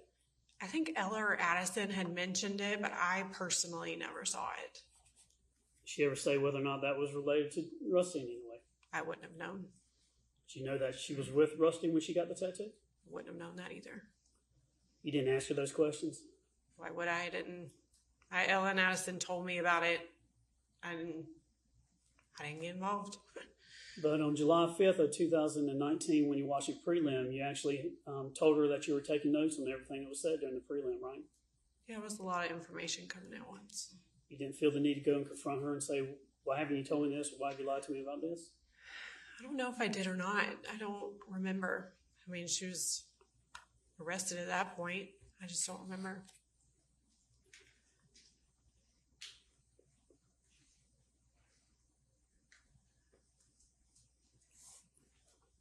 Did you know about her vanishing at times after the murder of your father and going up and seeing Rusty? There was one time that she had left. Scott and Chris and I all knew about it. And she said to me that she was going to see Martha Jane. Do you know whether or not she's seeing Martha Jane or seeing Rusty? I had to take her word for it. I didn't know that she was, I knew she was with Rusty when she got arrested because she called me and said that they had a warrant and she was going in. I had just gotten off work and I was shocked. when it comes to what you believe and don't believe, we know that you believe your mom is what you testified to, but you don't really believe what your other family members were telling you, right? No, I believe I think we all have our own opinions, and I think that they deserve to have their own opinion. I never asked them to, from what I recall, to believe her. I just said to give her the benefit of the doubt and let the justice system, let the investigators do their job. But there were times where, even though it was testified to in the prelim about a bullet, for the longest time, you never wanted to believe. You believed law enforcement was lying to y'all about a bullet being found with your father. That's what the attorney said. But so you it was believed hard right? to. I wouldn't say I didn't know what to believe. Well, you didn't come out and say, I do believe it. You were the same people. You weren't certain of that, right? I didn't know what was true.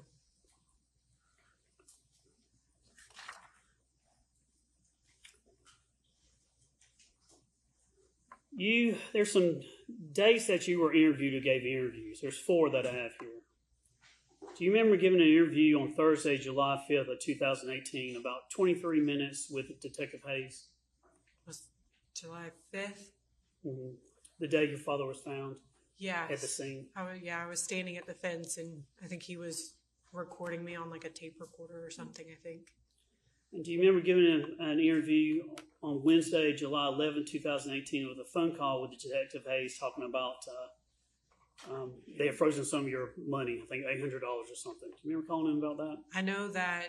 So when I was in middle school and I got my first checking account, we somehow like opened it under my dad. It wasn't his account. I didn't have access to his account, but somehow, some way, my account was attached and they shut down all of my financials as well.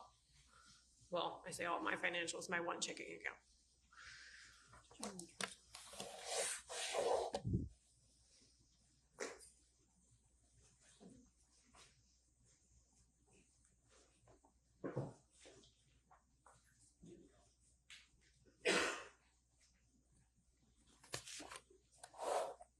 And then the third interview, Thursday, November 15th, 2018, about 14 minutes long. He actually returned a phone call to Detective Hayes about some air being deflated in y'all's car. I don't know if I talked to Hayes about it, but my tires went flat on the left side of my car in my driveway. And then there was a final interview that I have Friday, April the 24th of 2020. It was about 4 hours long. You went and spoke with ADA Zach Smith. Yeah, I spoke to Zach. And you went and talked to him, is that right? Yeah, Zach was a nice guy. He approached me after being here one day. I don't know if it was the preliminary or something, and he kindly asked me, because I was a little upset that nobody wanted to talk to me. I'm like, it made no sense to me that I wasn't talked to, and I was like, you know what, since he asked so nicely, and I think it was a couple of times, and I was like, okay, I'll sit down and talk to you. And we had a good conversation. He was a very nice man. I think one of the detectives was there as well. I'm going to go through, I got some questions about the first interview.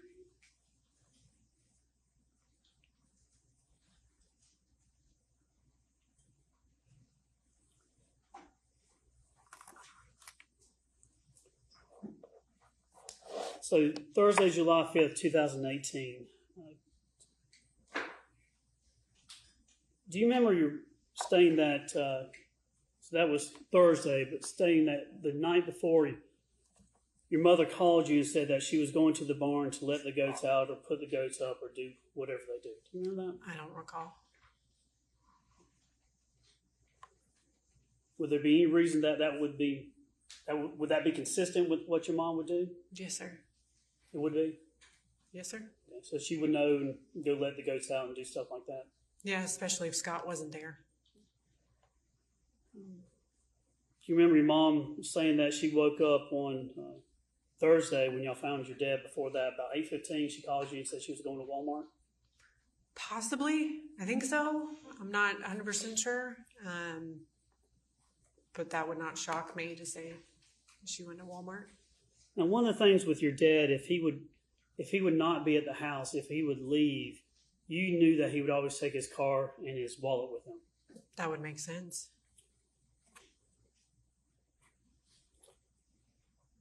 And on the 5th, when law enforcement was there, you described that once the remains were found, you kind of went into full panic mode. Yes. So what happened? I went into shock. Do you remember your mother telling you that your dad was burning stuff on the burn pile on Tuesday? That was, yes, because Chris was dropping off Addison or went up there for something, and so he was burning shrubbery and things like that. The fact that you had walked by the burn pile on the 5th and it was still hot. Yes, sir. Now, as you were looking for your dad, you did go down to the basement, to his office down there, and you found where he had sent an email Tuesday morning at about 8:30. Remember that? I couldn't get on his computer. No, you found some paperwork or something down there? Oh, I don't recall. I just remember trying to tap on his keyboard, but he always had a password on it, and I couldn't.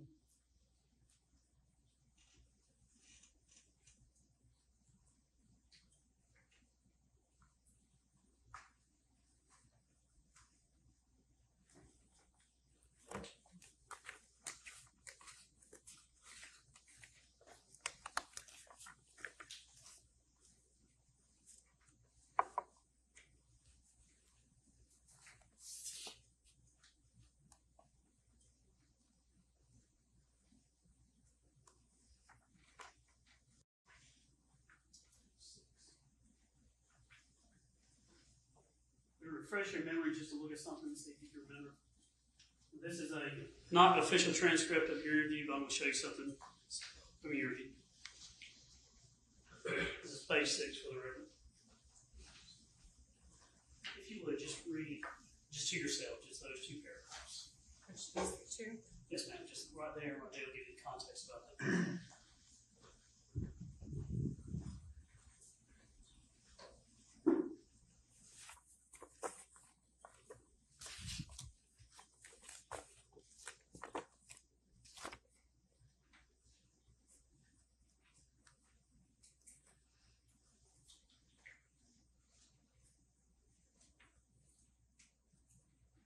Okay.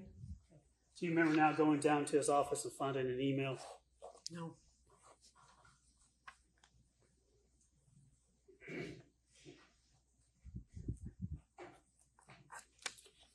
That morning, you did walk up to the barn and saw the tractor. Is that right? I really don't remember if I saw the tractor or not.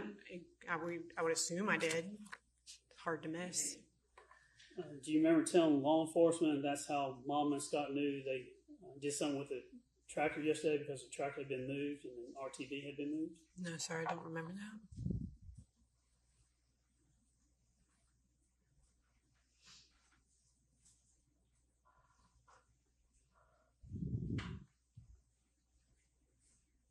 You still have that same piece of paper there in front of you? Yes, sir. Look at the paragraph that says, I was like, well, just read that one to yourself. No. Uh-huh.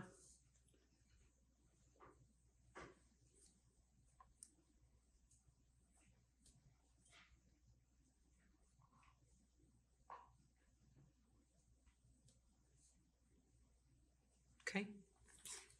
Now, does that refresh your memory that you did say that that's how Mom and Scott, they knew they did something yesterday because the tractor had been moved and our TV had been moved? Unfortunately not.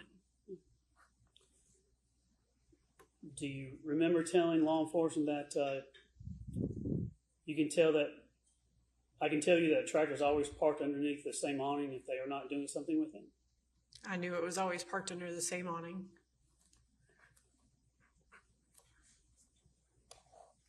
So that tractor, as far as you knew, if it was not being done, it would be parked under that awning and not out as it was that day on the 5th. That's where it was normally parked, but I don't know if they were doing something. It could have been very well left out. I wasn't involved in their day-to-day farming activities.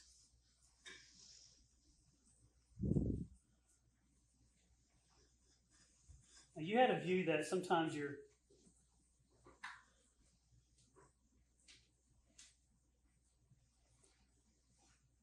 Is it not true that sometimes you felt like that your dad saw you as your mother's twin? She said he would say like you kind of you're I don't know how because I don't see it, but I think that maybe that might have something. He may have said something like that. And you told law enforcement that thought maybe your dad had a view as trying to get his money. I don't about me trying to get his money. But your dad thought you were your mother's twin, maybe trying to get his money. No, I don't think it in that sense. I think it in the way of like our behavior, I guess, in the sense of I don't really know how to put it, but didn't have anything to do over money. I never asked him for anything. Except for my wedding. But he gave me permission for that. Would it help to refresh your memory? See if it would help to look at another thing. Sure. This is page 9 for the record. Just read that to yourself, that top paragraph.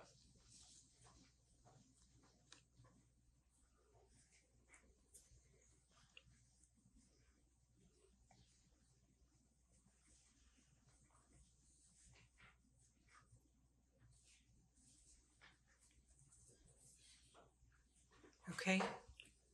So does that refresh your memory that you did say that sometimes he thought of you as your mother's twin and I guess was... I knew that he thought we looked similar or acted similar, I guess. So I knew he thought we had similarities. And that essentially you were the only child. You said you were the only child that was not trying to get the money. Is that right? That's correct. Because that's how you felt, is that you were the only one not trying to get the money. Money didn't mean anything to me. Right, but your dad did provide a lot of help to Scott especially, and Chris and Emily, right?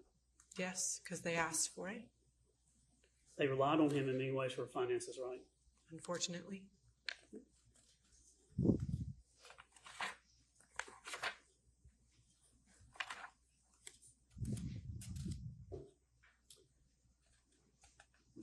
And your dad, when Chad went, he asked your mom and dad for your hand in marriage and went to him and asked him to be married, right? He did. That was a happy time for you.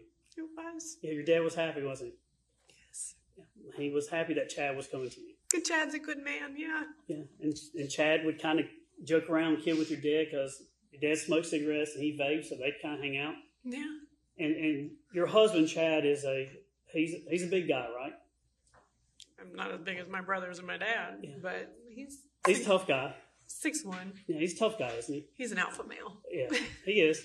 And he's loyal to you, isn't he? Yes, he is. And loves you to death. I hope so. Loved your dad. Yes. Tried to hang out with him. Yes. And in fact, it hurt you when your dad approached you and thought that maybe Chad was doing something with Melody. Correct. That really made you angry. Yes. But he did come to you and say something to you about that. He called me, and then when I immediately told him that there was no way that could possibly be true, he was like, "I'm sorry, baby. I'm sorry. I'm sorry," because they would work him up, and then I would talk to him, and he'd be like, "I'm sorry," and we were fine after that. Right. And your husband, now fiance, back in 2018, had a very close relationship with your mom.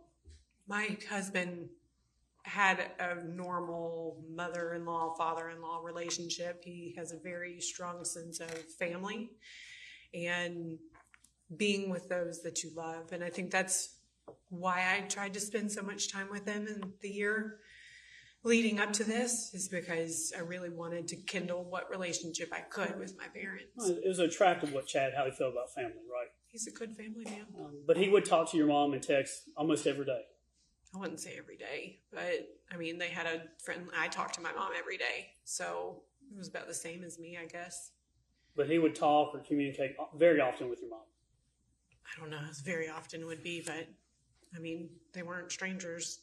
I mean, they're friends. I guess you could say that. Enjoyed doing stuff together? Only if I was there. What do you mean by No, I mean with you. He was not opposed to your mom. Yeah, I mean, it was, me and Chad, and then it was hanging out with my family. So he was very cordial, very polite.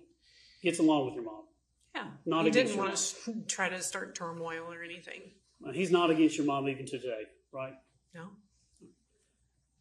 But Scott opposed the marriage a little bit. When you went and asked Scott, was like, nah, I don't think this is right. It's too soon. That's what I heard. That didn't make you feel good either, did it? It's typical Scott. One of the things you're talking about with law enforcement is that on July 4th, Emily sent out a group text to everybody, including your dad. Do you remember that? On July 4th, we were at Lake Lanier, and I don't know who. I know Emily was in it, and I know I was in it because she sent a picture of Olivia, and I sent back a picture of Chad and I at Lake Lanier Islands. About 2 o'clock in the afternoon, Emily sent out a group text saying Olivia misses everybody or something, says hey or something like that, Believe right? so. And you thought that was odd because your dad, you said she always sends it out, but he never answered back, and he always answers back, always. Your dad would always answer those group texts. Unless he was busy doing something, but yeah. I mean, you use the word always several times. That's just what your dad would do. He would respond to the group text with Emily. And I don't think he would ignore anybody's text messages, but... And you thought that was strange that he hadn't at that time? Not at that time, no. But looking back now, Looking back on it, yes, but there's been moments in our text messages where I would say something and he wouldn't reply back, and he would text me and I wouldn't reply back. And then when you were talking to Higgs, you talked about that your mother, the issue of his wallet came up, and she said his wallet was in the car. You said your mother said that the wallet was in the car. I think she said it was in the car. I just remember that at some point, I think she came out with it. It showed up. And you talked about your dad was a workaholic. He loved to work. Yes. And he would be working even all the time. Yes. Does it surprise you, or is it shocking to you that during that first conversation, you didn't mention anything about the guns with Scott? What do you mean? You didn't say anything about guns. During what conversation? I'm sorry. With Hayes, Detective Hayes. I couldn't think straight. Do you remember saying that you were upset or angry with the sheriff's office because they made y'all wait outside in the hot sun until they talked to you? That was a long day. It was a painful day. Very painful day. And they were just trying to figure out what was happening with your dad. So it's a process, right? As the years have gone, I understand that they had a job to do, and their feelings about our emotions were not at the top of their list. And from that very first day, you were frustrated with law enforcement, how long they were taking, what they were doing, how they were talking to your mom and things like that. You were just frustrated and irritated with law enforcement. I think it was a natural sense of being upset with the situation. I think I was angry for many years. And then on Wednesday, July 11th, 2018, do you remember calling Detective Hayes and basically saying that the sheriff's office had improperly frozen your account? That was like $808 or something. I mean, it was a normal phone call, but I told him that my bank account was frozen because it was somehow tied to my dad's from when I first opened it up. And they asked me to provide like 6 months of records, I think it was. So I pulled them from my Wells Fargo account, and they had it unlocked quickly from what I can't recall. But I had live paychecks at the time. So I just used my husband's money, and then I got my next check. So it wasn't a huge problem. And then in November 15, 2018, you actually had an incident where someone came up and deflated the tires at your residence in Hall County. Don't give us your address, but it was in Hall County at the time. Correct. And you get in touch with Hall County and try to make a report, right? I think I called 911 because my mother said that she saw somebody running away from the property, I believe. Right. And your mom said it was a Hispanic male, correct? I believe so, in like a gray shirt or something. Right. A gray car maybe, and she had seen him possibly. I don't know if he had a car, but he was just running. And you actually had the deputy come out, and your mom says it's the same person that she saw maybe the day before or something. Is that right? I don't recall that. I had to beg the law enforcement to make a report on it, though. The law enforcement didn't think there was anything there to make a report on, right? Correct, but I wanted it documented just in case, because, I mean, if somebody's coming on my property where we lived, that was worrisome. And then you took the next step to actually call Detective Hayes and tell him about the incident. Is that right? I don't remember. But you do remember that was during the time that Chris was the temporary administrator. And do you remember saying that you believe Chris is behind the deflating of the tires? I think I was possibly that one of my brothers could have done it, but I didn't know who. I didn't see the person. I mean, by the time I was taking a shower by the time I came out, just my car alarm was going off, and that was it. And you were saying it was Chris. You were blaming Chris for this, right? I don't know why I would be blaming Chris, but looking back on it, that would have been an unbiased opinion because obviously I didn't know I was in the shower, so that would be unfair to do that. And were you talking with your mom? Was it her idea for you to call and make police reports? I don't remember. You don't remember? Either me or her, but I don't. If somebody was on my property, I could see where I would want to call 911 and file a report. But isn't it true your mom just wanted you to make a record or make a case against your brothers while this was going on? So that's why you're doing it? I don't think she would have necessarily done that. I think things were said from her about my brothers, but like the phone call, like her, talking about Scott, threatening her and all this, I just told her, I said, if you don't get a voice audio or a video, nobody's going to believe you. And I left it at that.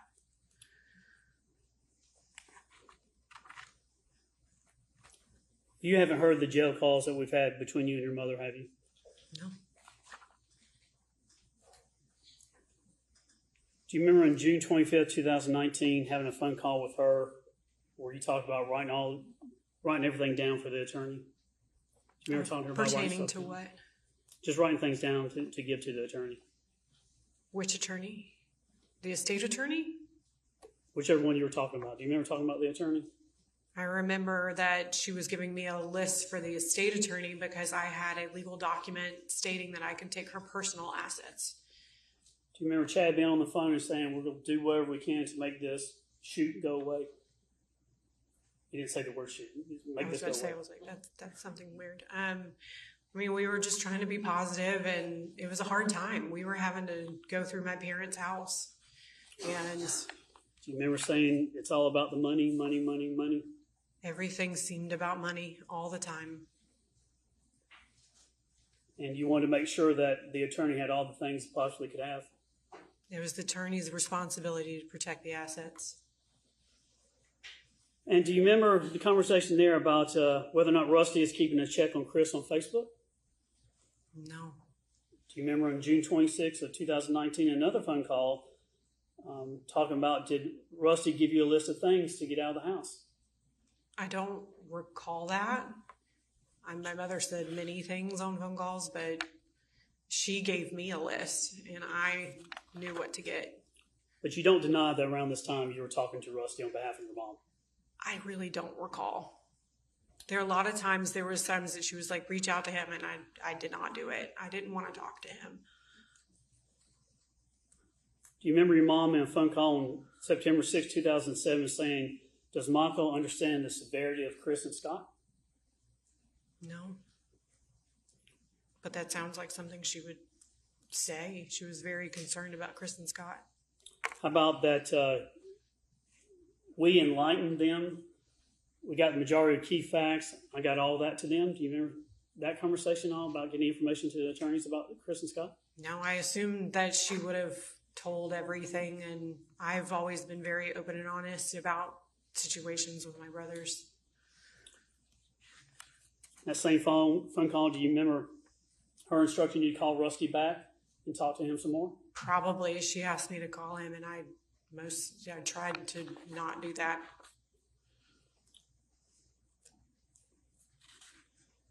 On July 5th of 2019, after the prelim and facts came out in the hearing that you didn't know about, you called your mom and talked to her, didn't you? I would assume so. Do you remember telling you or saying, let me caution you not to say anything on this phone call? I said that, or she said that? She. I would imagine so. She was always, I knew the phone calls were being recorded, and I didn't have anything to hide, so she would say that. I don't know. Well, I'm not saying you said that. I'm saying she said. Possibly. I would assume so. I would assume her attorneys advised her. Do you remember after learning new information, including he's in the burn pile by Rusty, that phone call, do you remember telling your mom that you have a few questions for people? Yeah, that was a very concerning piece of information. And that's the phone call to Rusty when I had to go get the dogs. And he had talked to him on the phone. I said, "Did she say this?" And he said no. And then other phone calls, you keep talking about you still stand where you've always stood with your mom. In other words, you still believe that she didn't commit the murder. Remember saying things like that? I was definitely far more like, I believe everything of my mother. I understand now that this is not my spot to investigate this, and there's no way for me to know everything. Just like Zach told me, y'all have all of the information. It's very hard for me to form opinions, and when I just don't know. Did you know that your mother said to Rusty, "If you don't stop talking, you're going to single-handedly hang me"? No, I don't believe so, unless that was in a preliminary hearing. Did she ever say anything to you about be careful on the phones? She always did, but I didn't have anything to be careful about. Did she ever ask you to be quiet or shh, don't talk about things? Yeah, but then she would go on and she would ramble and ramble and ramble about things after that. You agree with me that this whole ordeal is just awful for you, right? Traumatizing. And it does upset you, doesn't it? Very much. And you have strong feelings both directions in this case. Is that fair? I stand right in the middle, and I pray y'all can do your job and figure out what happened. And you just want the facts, the jury to hear all the facts and make their decision based on the facts and the truth in this case? Absolutely. You agree with me that you do have an interest in the outcome of this case, though, right? How would I have an interest? I mean, your mother, you don't want anything to happen to your mother, right? I would hate to see her go to jail, prison. Nobody wants to see their mother in that situation. But if she had something to do with this, then that's where people go who have done things like that. You agree that we have to, in cases like this, we really have to put the emotion aside and just follow the evidence? And that's why I cannot do your job. Would you agree, though, that when you're following the evidence, you have to include and consider everything, including things like the motive, if someone has a motive? I guess, but I think it would fall down to opinion, possibly. You agree, though, motive is what prompts the heart to do something, though, right? I guess so. If you don't have a moral compass or a sense of a relationship with God, then I guess so. You'd have to consider the means, the ability to do this, right? Repeat that? You'd have to consider the fact someone's means or ability to do this crime, right? Yeah, I guess you would boil it down to sheer physics of it all. You know, when you boil it down, you have to consider who had the opportunity, who was there at the time that this took place. Yes. You can't just say Scott did it, Chris did it, she did it. I mean, that's kind of inconsistent. That's kind of like throwing spaghetti against the wall. You just have to boil it down to what the evidence speaks of, right? That's correct. You also have to consider who was present on the property in July 3rd at the time that the murder took place. Who was there and who was not there, right? I would assume so. You'd have to also consider phone records in this case, wouldn't you? All evidence is evidence. And you don't know those phone records, do you? No.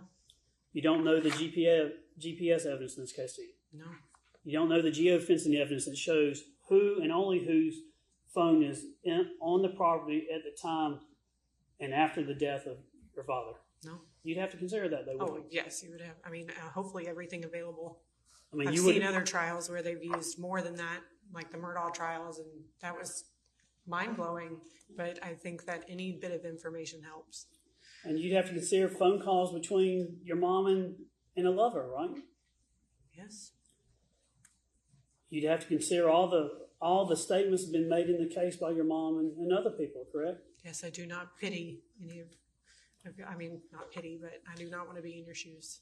I mean, you'd have to consider, even if you rejected it, and even if she says, I didn't say that, or she didn't say that, you still have to consider Rusty's statement that she told me he's in the burn pile. You'd have to consider it, wouldn't you? You have to consider everything, I guess.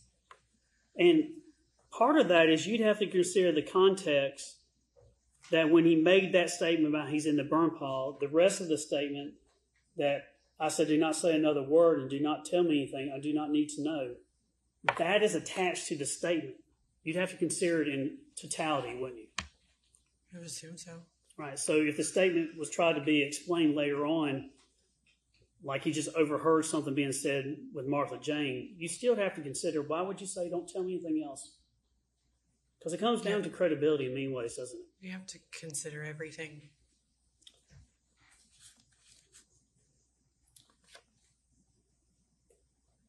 Did you know your mom had a text message one time about your dad says, I hope you die alone in a gruesome death? No. You'd have to consider that too, wouldn't you? Evidence is evidence.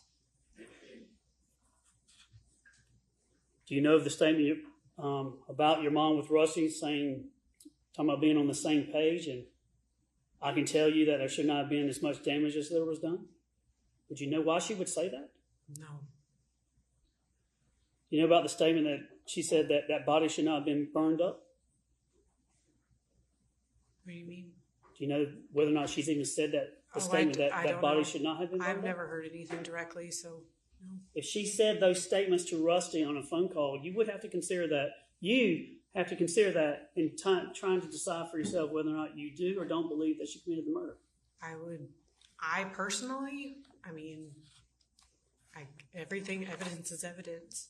The truth is the truth.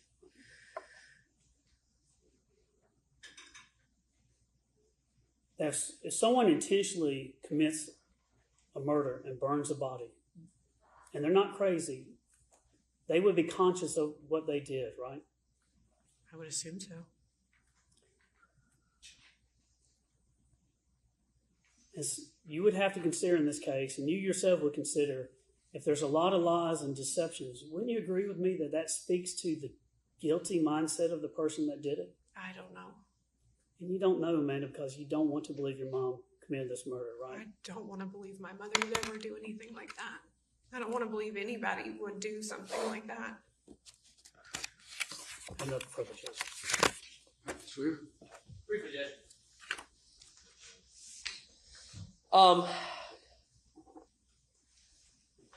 Your mother and Chad did not have an affair.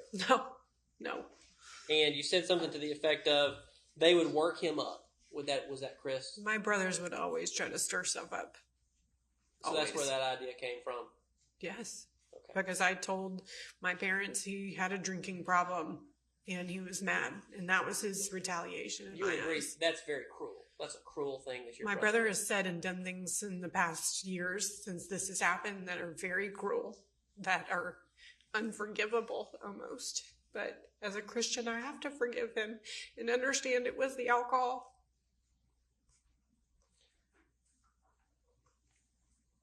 Your mother has lived with you now for about 4 years. Yes. And in those 4 years, she has never admitted to anything, has she? Never. And she has always maintained her innocence? Correct. We've had some serious conversations, and the story remains the same. You mentioned, it sounded like you were kind of trying to do your own investigation into this case 6 years ago. Is that kind of what it... At the beginning. Right. And then I lost. You can't do anything when you don't know anything. And I grew up and I understand that I can't control everything, and God's will is God's way. That's it. But also, is it fair to say that you felt like nobody was questioning you, asking you what happened? Nobody wanted to talk to me. Until somebody who used to be in the district attorney's office spent 4 hours with you. Yeah, he came out of his way to come up to Hall County to talk to me and my husband. And you felt like you were finally heard. Yes. Years after this incident took place. I was in 2020. I was pregnant with my son, yeah. Until now. This is really your first chance to finally be heard in front of this jury. Yes. Do you feel like you've said everything you needed to say? There's just so much pain. There's no good outcome. He's never coming back. He'll never be there again. And that's just the worst part about it all. And knowing that my mother could potentially spend the rest of her life in prison is terrifying. But again, everybody, you have to follow the evidence, and you have to do what you did. I'm sorry, y'all have to do this. I'm sorry. Going back to that investigation that you were doing, essentially, too, after you heard what you heard in the prelim, and now this jury has heard those recordings that the district attorney was talking to you about, you questioned Rusty. Yes. Adamantly. Yeah. I believe you used the words he was a coward. He is a coward. And that he was just trying to essentially cover for himself. He was only about himself. Did you say something like that? Correct.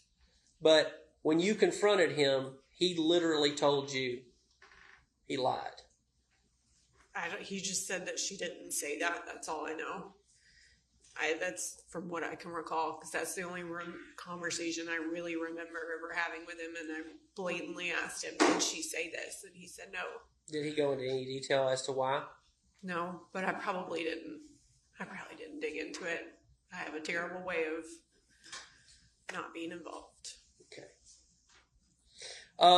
The statement, Mr. Fogus read off to you a number of statements and things that have been presented in this trial, but I just want to get to this one and see if you knew anything about it, since you were around in the Manny Aurora investigation, which he had kind of his own investigators that went out to the house, right? Were you there for any of that? I was. All right, so this statement, I think he ran out something about her talking to Rusty about the body wasn't meant to be burned that bad, but there were fire investigators that y'all had hired to go out to the property. Manny had hired somebody to go out there. And that information came from that investigator. Were you around for that?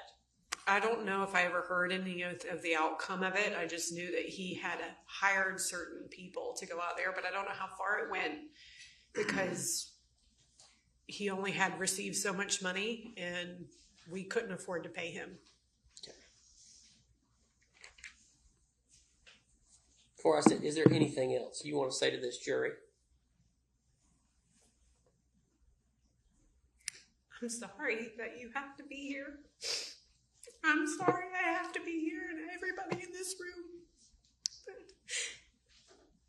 it's, if I can say anything at all and what this has taught me is that lean into God and He will take care of you and give you peace and calm in the storm and just give you a sense of hope. And I don't know, it's hard to find anything. I hope the truth comes out, and it's going to be painful no matter what happens, because at the end of the day, my daddy's gone and I miss him. Thank you, Amanda. Thank you. All right, thank you, ma'am. You can sit there.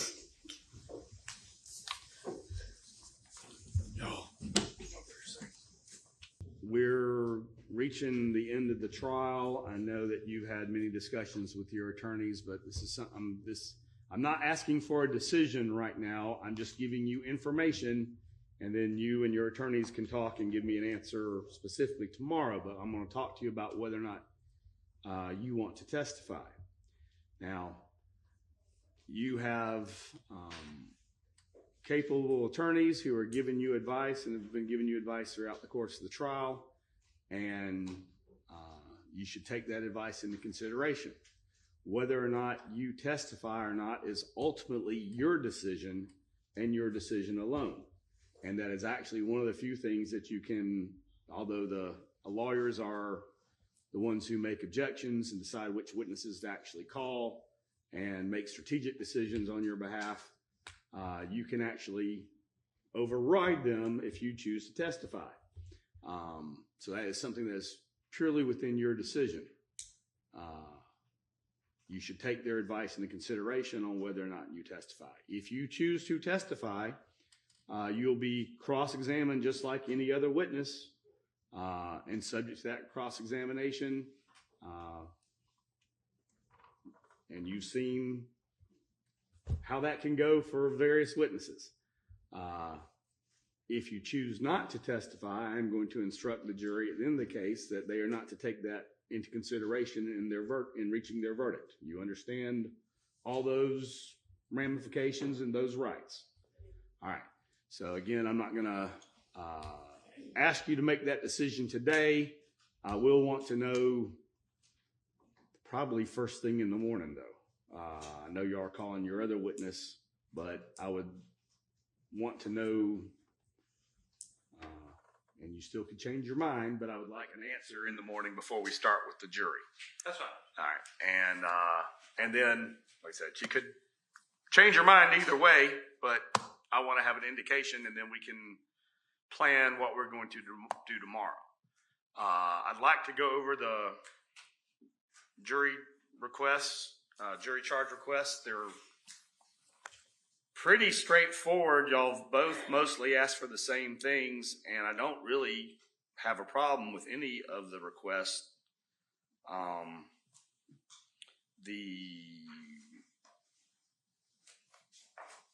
If I can walk through them real quick. Y'all got your request or your copies or stuff? Yes. I have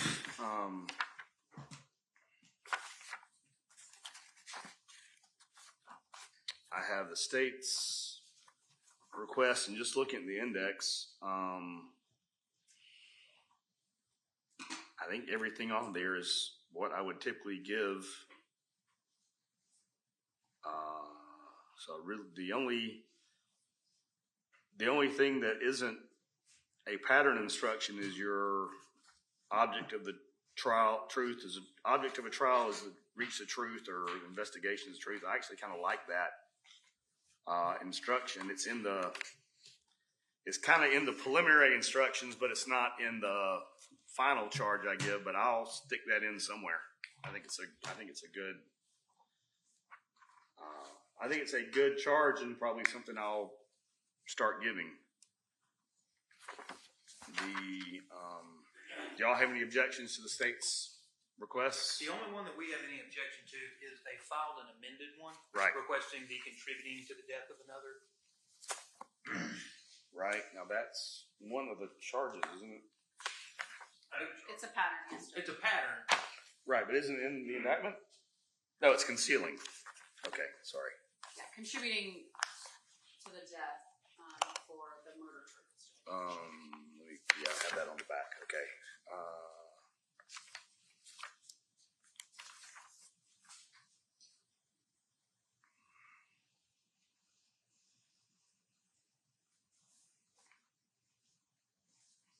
All right. Why are y'all asking for the contributing to the death charge? I believe part of their argument is that it's possible the 2 gunshots or the number of gunshots, unknown at this time, actually did not kill him, but he could have died by other means. And so that would be the purpose of the contributing to the death, in that the gunshots, at least in the least, contributed to the death of Gary Farris. All right. So you're asking for that as a lesser included? No, it's not a crime. It's a causation charge. Okay. Okay. I'm sorry. I didn't understand.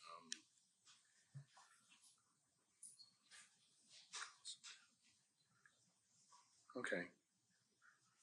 All right. I think that's fine. We just note our objection to the record. All right. And in the defense's requests,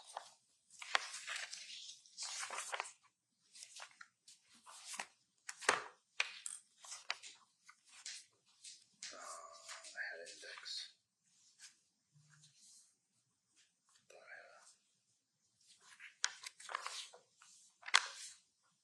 Yeah.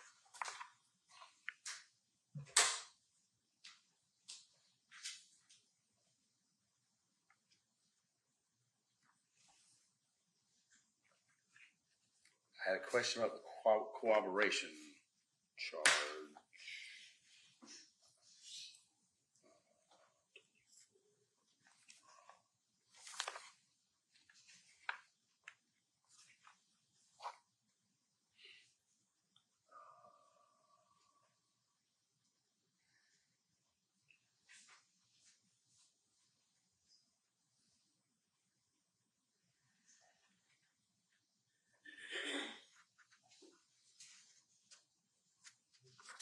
If you're wanting the charge on cooperation not being required, this is the charge I've requested is the one for where there's a statutory basis that for the exception to cooperation. So I don't think that's Yeah, we appropriate. control that. Okay, so withdrawing 24.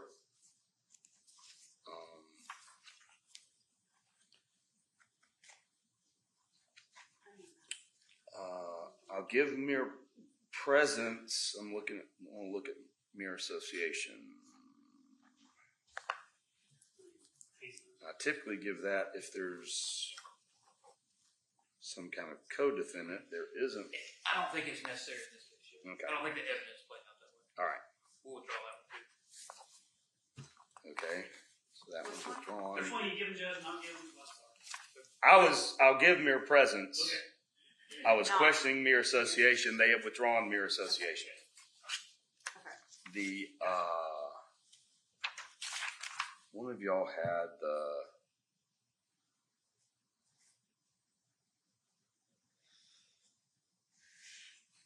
I'll look at the statement charges. I think we've discussed it that it was that the interrogation was voluntary. I have given a similar charge in another case where I still think the facts surrounding the detention are something that the jury should consider, even though I have ruled that it was out of custody and a voluntary statement, but they still can consider that. The pattern charge contemplates someone being in custody and all the rights and those sorts of things. So I've kind of done a blended charge that kind of addressed some of that. So I'll see if I can find that one that I've given before, and look at it.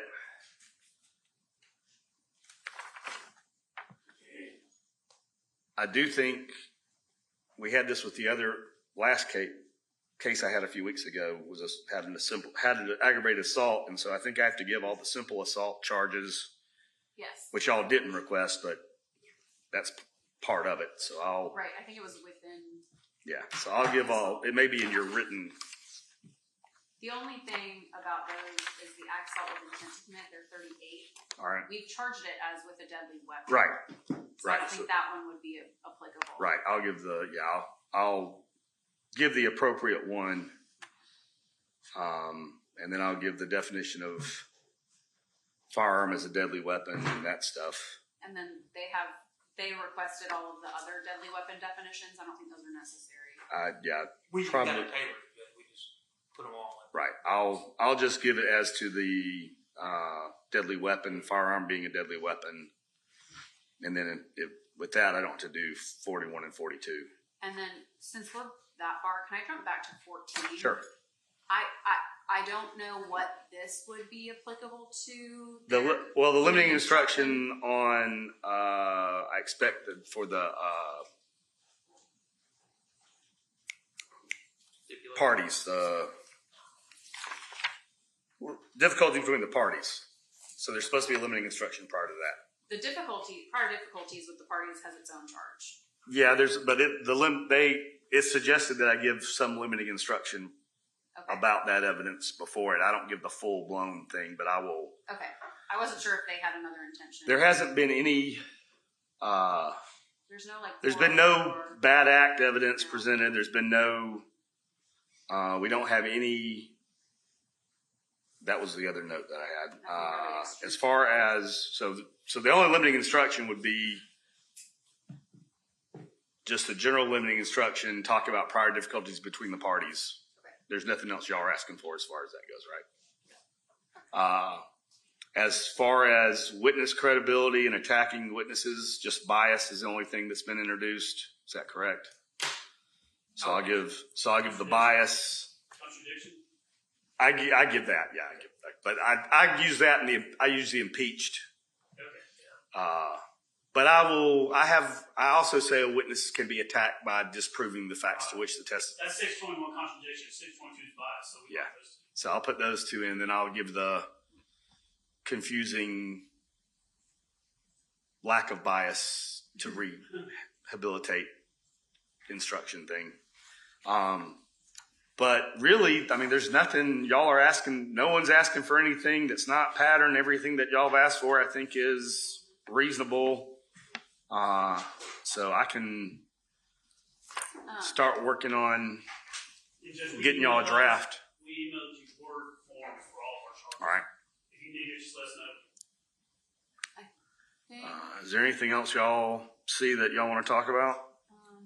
Just one. Are you going to do the new hybrid way you do it when you read them the charge? Like Yes. follow along, not get a hard copy of it. That is my plan, although I anticipate at some point they're going to ask for a written copy. So I'm going to work on trying to get the written copy as good as I can get it. But my plan still is to tell them no the first time. Okay. Judge, when it, in their charge numbers 44, 45, and 46, I don't know if those are. 44, 45. Oh, y'all didn't. Yeah, y'all. Sorry, I I didn't get down that far. So are y'all Okay. intending on introducing any character witnesses? 45, no to 46. All right. And then Yeah, but there haven't really been any characters. 44 is falsifying false writings or documents. That is because there's not a pattern charge for Oh, false statements. for false Yeah, statements. we've got explained. I gotcha. Okay. Yeah, Okay. I'll look at that and I'll edit it. Okay. It Yeah, just 'cause you're- needs to be tailored. I Yeah, gotcha. so you're going to have the statute itself. Unreadable. So I'll work on this probably I'll probably do work on it tomorrow and tomorrow afternoon, and probably finish it up on Wednesday and send y'all a copy while y'all are taking the day off. I was thinking about another thing for us to talk about would be Thursday. I was kind of talking to myself before y'all came in here. The trial we did last month, we had 3 defendants in the state, and everybody went an hour. And the jury did not break till 2:30 for lunch. My thought might be, you think you're going to break y'all's up hour and an hour? Ms. Frank is doing it all. 30 minutes, an hour and a half? I'm hoping for 30 minutes, hour and a half. Okay. I think I will be doing that. I've gone back and forth, but that's where I plan. You're going to split up, but just how? I mean, you can give me a better idea first thing in the morning on Thursday.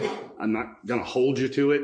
You know, if you decide you're on a, you know, you want to add 15 minutes on the front end and take it off the back end, that's fine. But if you do half an hour and they do 2 hours, that's going to push us right up to lunch. And what I might do for this case is bring in sandwiches and us take a 30-minute break, let them eat, and then come back after 30 minutes and do closing and charge.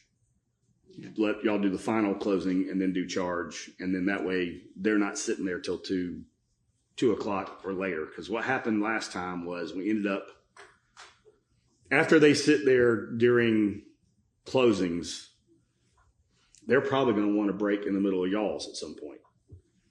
So if there is if Miss Frankish goes for 30 minutes and then y'all get about halfway through or to a logical point that you want to break, then we could take a short morning recess, then y'all finish for an hour, and then we'll do. I don't like y'all. I know y'all don't like breaking up. I don't like breaking it up. I've tried to avoid breaking it up, and every time we do it, somebody is squirming and needs a break. So I don't really see another way to do it.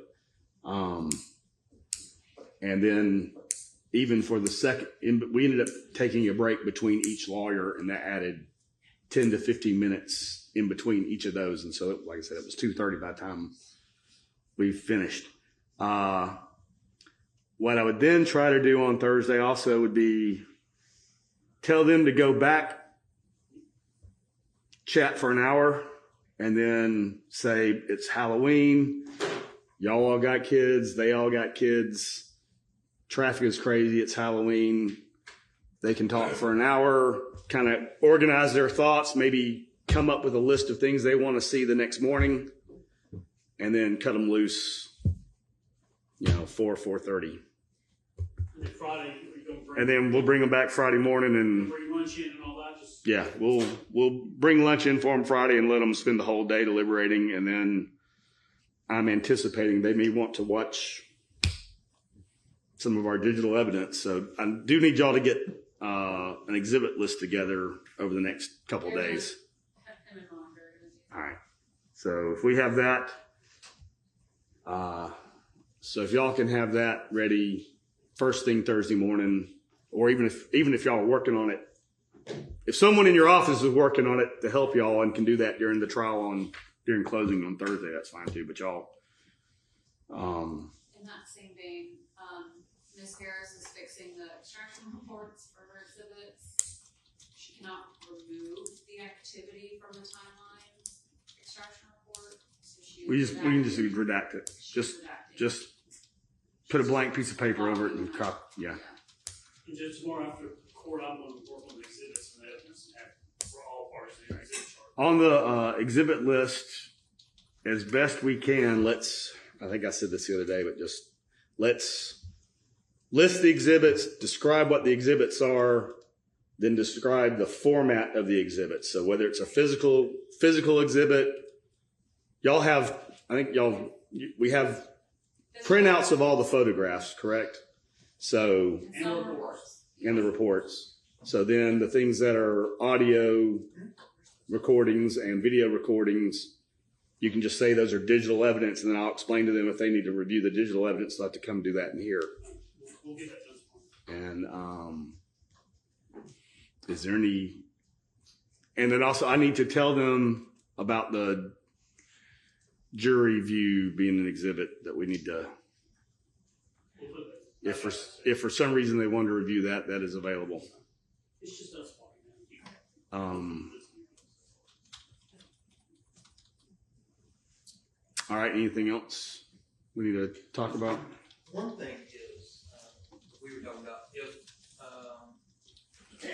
we just call our expert, and I don't imagine it's going to take too terribly long. Is it possible that you just want to give us that day and we close on Wednesday, or are you good? If y'all, I told y'all I'd give y'all the full day. So if y'all want the full day on Wednesday, I'll give it to you. Now, if y'all think y'all can. I think we should wait to see how long, because you never know. Right. You know, If we break before lunch, if y'all could get everything done and we could try to close on Wednesday, that would be even better. how we do it. Because, we got half days almost as good. I know, right? If y'all could. Yeah. Because we both know we're going to take it home that night anyway. So that would, if we did that, then we might get a verdict this week. I don't know about that. I don't either, but Your plan is- I don't think it's possible otherwise. What? Your expert 30 minutes on your side? 30, 45 minutes. Ours won't be that long. He won't be any longer really than the medical exam. Right. Because they did the same thing. If It's just hard. If we're done by 10:30 and Ms. Ferris doesn't testify, then yeah, I would like